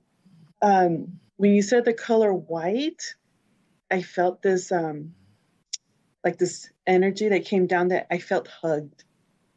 It was being hugged all the way down, and it's like this light just came down all the way down to my feet and to the ground. And I was like, wow, this is a beautiful feeling. And then purple, I felt light, and like there were sparkles inside of me, like it was coming out of my pores. Yep. But there were like sparkles. Felt really good. And then gold made me feel loved. And that's when I remember, oh, you know what? Meditation makes me feel peace and love for myself. And green is the color that I chose, and my ears started ringing. So I was like, okay, I'll go with it. What's the message? What's going on? And then it just got louder and louder and louder and louder. And then you changed the color. You said something, I think we went into the bubble. Yep. And so this bubble just, I was in it, and it was really, really big. And the ringing of my ears was, and they're still ringing. It feels good. And in the pyramid, before you said to keep going up, I just just went up. And all of a sudden, I felt like, wow, this is so beautiful. And I just seen like Mother Earth way down there, and all these stars were above me, and my ears were getting lower, like the ringing. I go, shoo. That's pretty. So, what does that mean? A lot of the times, when you have sacred geometry, you have different forms of light, right? There's a lot of things that can happen, right? One of them is protection. Protection isn't the only one at times that sacred geometry and light is used for. Sometimes it's rejuvenation. Sometimes it helps with a little bit more advanced concept, but activating your spiritual gifts. It could be clearing energy. It can be keeping you in tune, right? Typically, ringing of the ears, it could be that energy is being cleared, or it could also be ringing of the ears means that your crown or your third eye is open. Therefore, you're connected to a much higher source, and then therefore, the ringing of the ears is almost like a sign or a signal that you're connected. So there's a lot of different reasons why things happen. It's very complex, right? And sacred geometry and light has different uses: protection, clearing, activation, elevation, manifestation, right? And it looks like that you've tapped into some of them as you're doing it and exploring, which is always exciting. Always exciting. Yeah. And then when you said the word vortex, yep, right away I started seeing colors, and all these colors became one, and it was like great big circles of gold and then dark blue on the inside. And I was just like, okay, that's my vortex. And I just felt this energy just to walk in. Wow. And then you said, okay, come back home. I'm like, What? Why? No, you can keep it. You can try it. You can keep it on and experiment with it. Like I mean, like plenty. Like morning, nighttime. Just like a lot of it, I would urge you guys to just like play around with it, get used to it, get comfortable because it has a lot of uses, right? Especially when you have the intention of like higher power guiding you through it. Like you really can do no wrong because you're always protected with how far and how much you can experience versus it being the wild west, right? So but that's super exciting that you're tapping into all these different things that are a little bit more advanced with this exercise. Thank you. Yeah, of course. Thank you. Getting a lot out of this.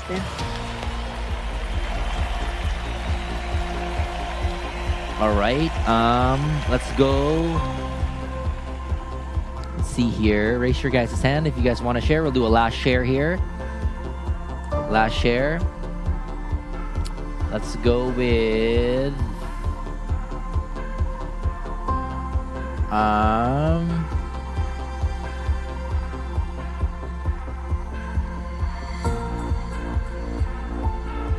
room number 2. Let's go with Ramona Mihailov.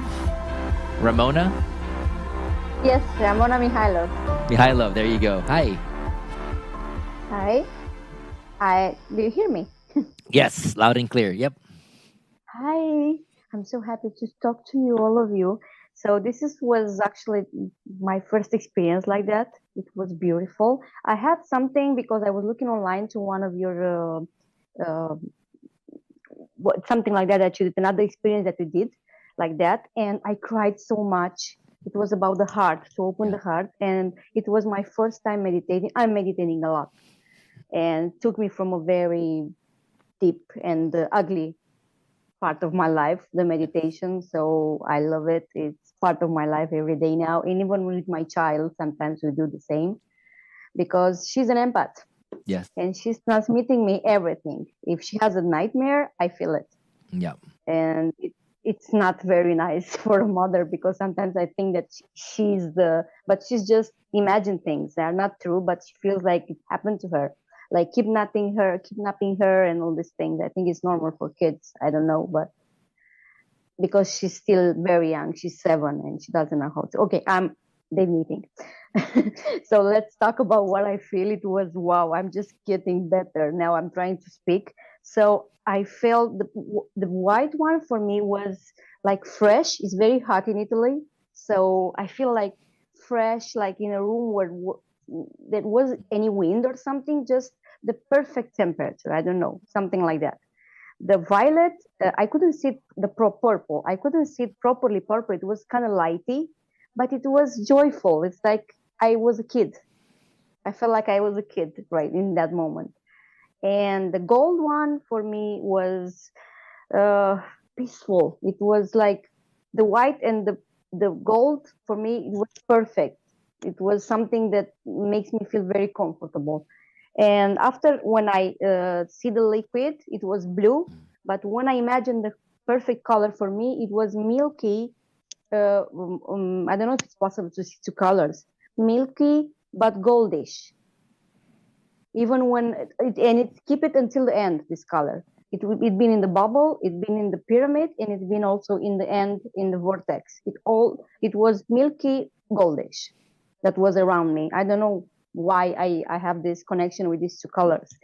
And when I was in the bubble, I feel like I'm a baby in the mother's belly. Yes. And I start crying because I never felt I didn't have I didn't been connected when I was small with my mom because she worked a lot and life.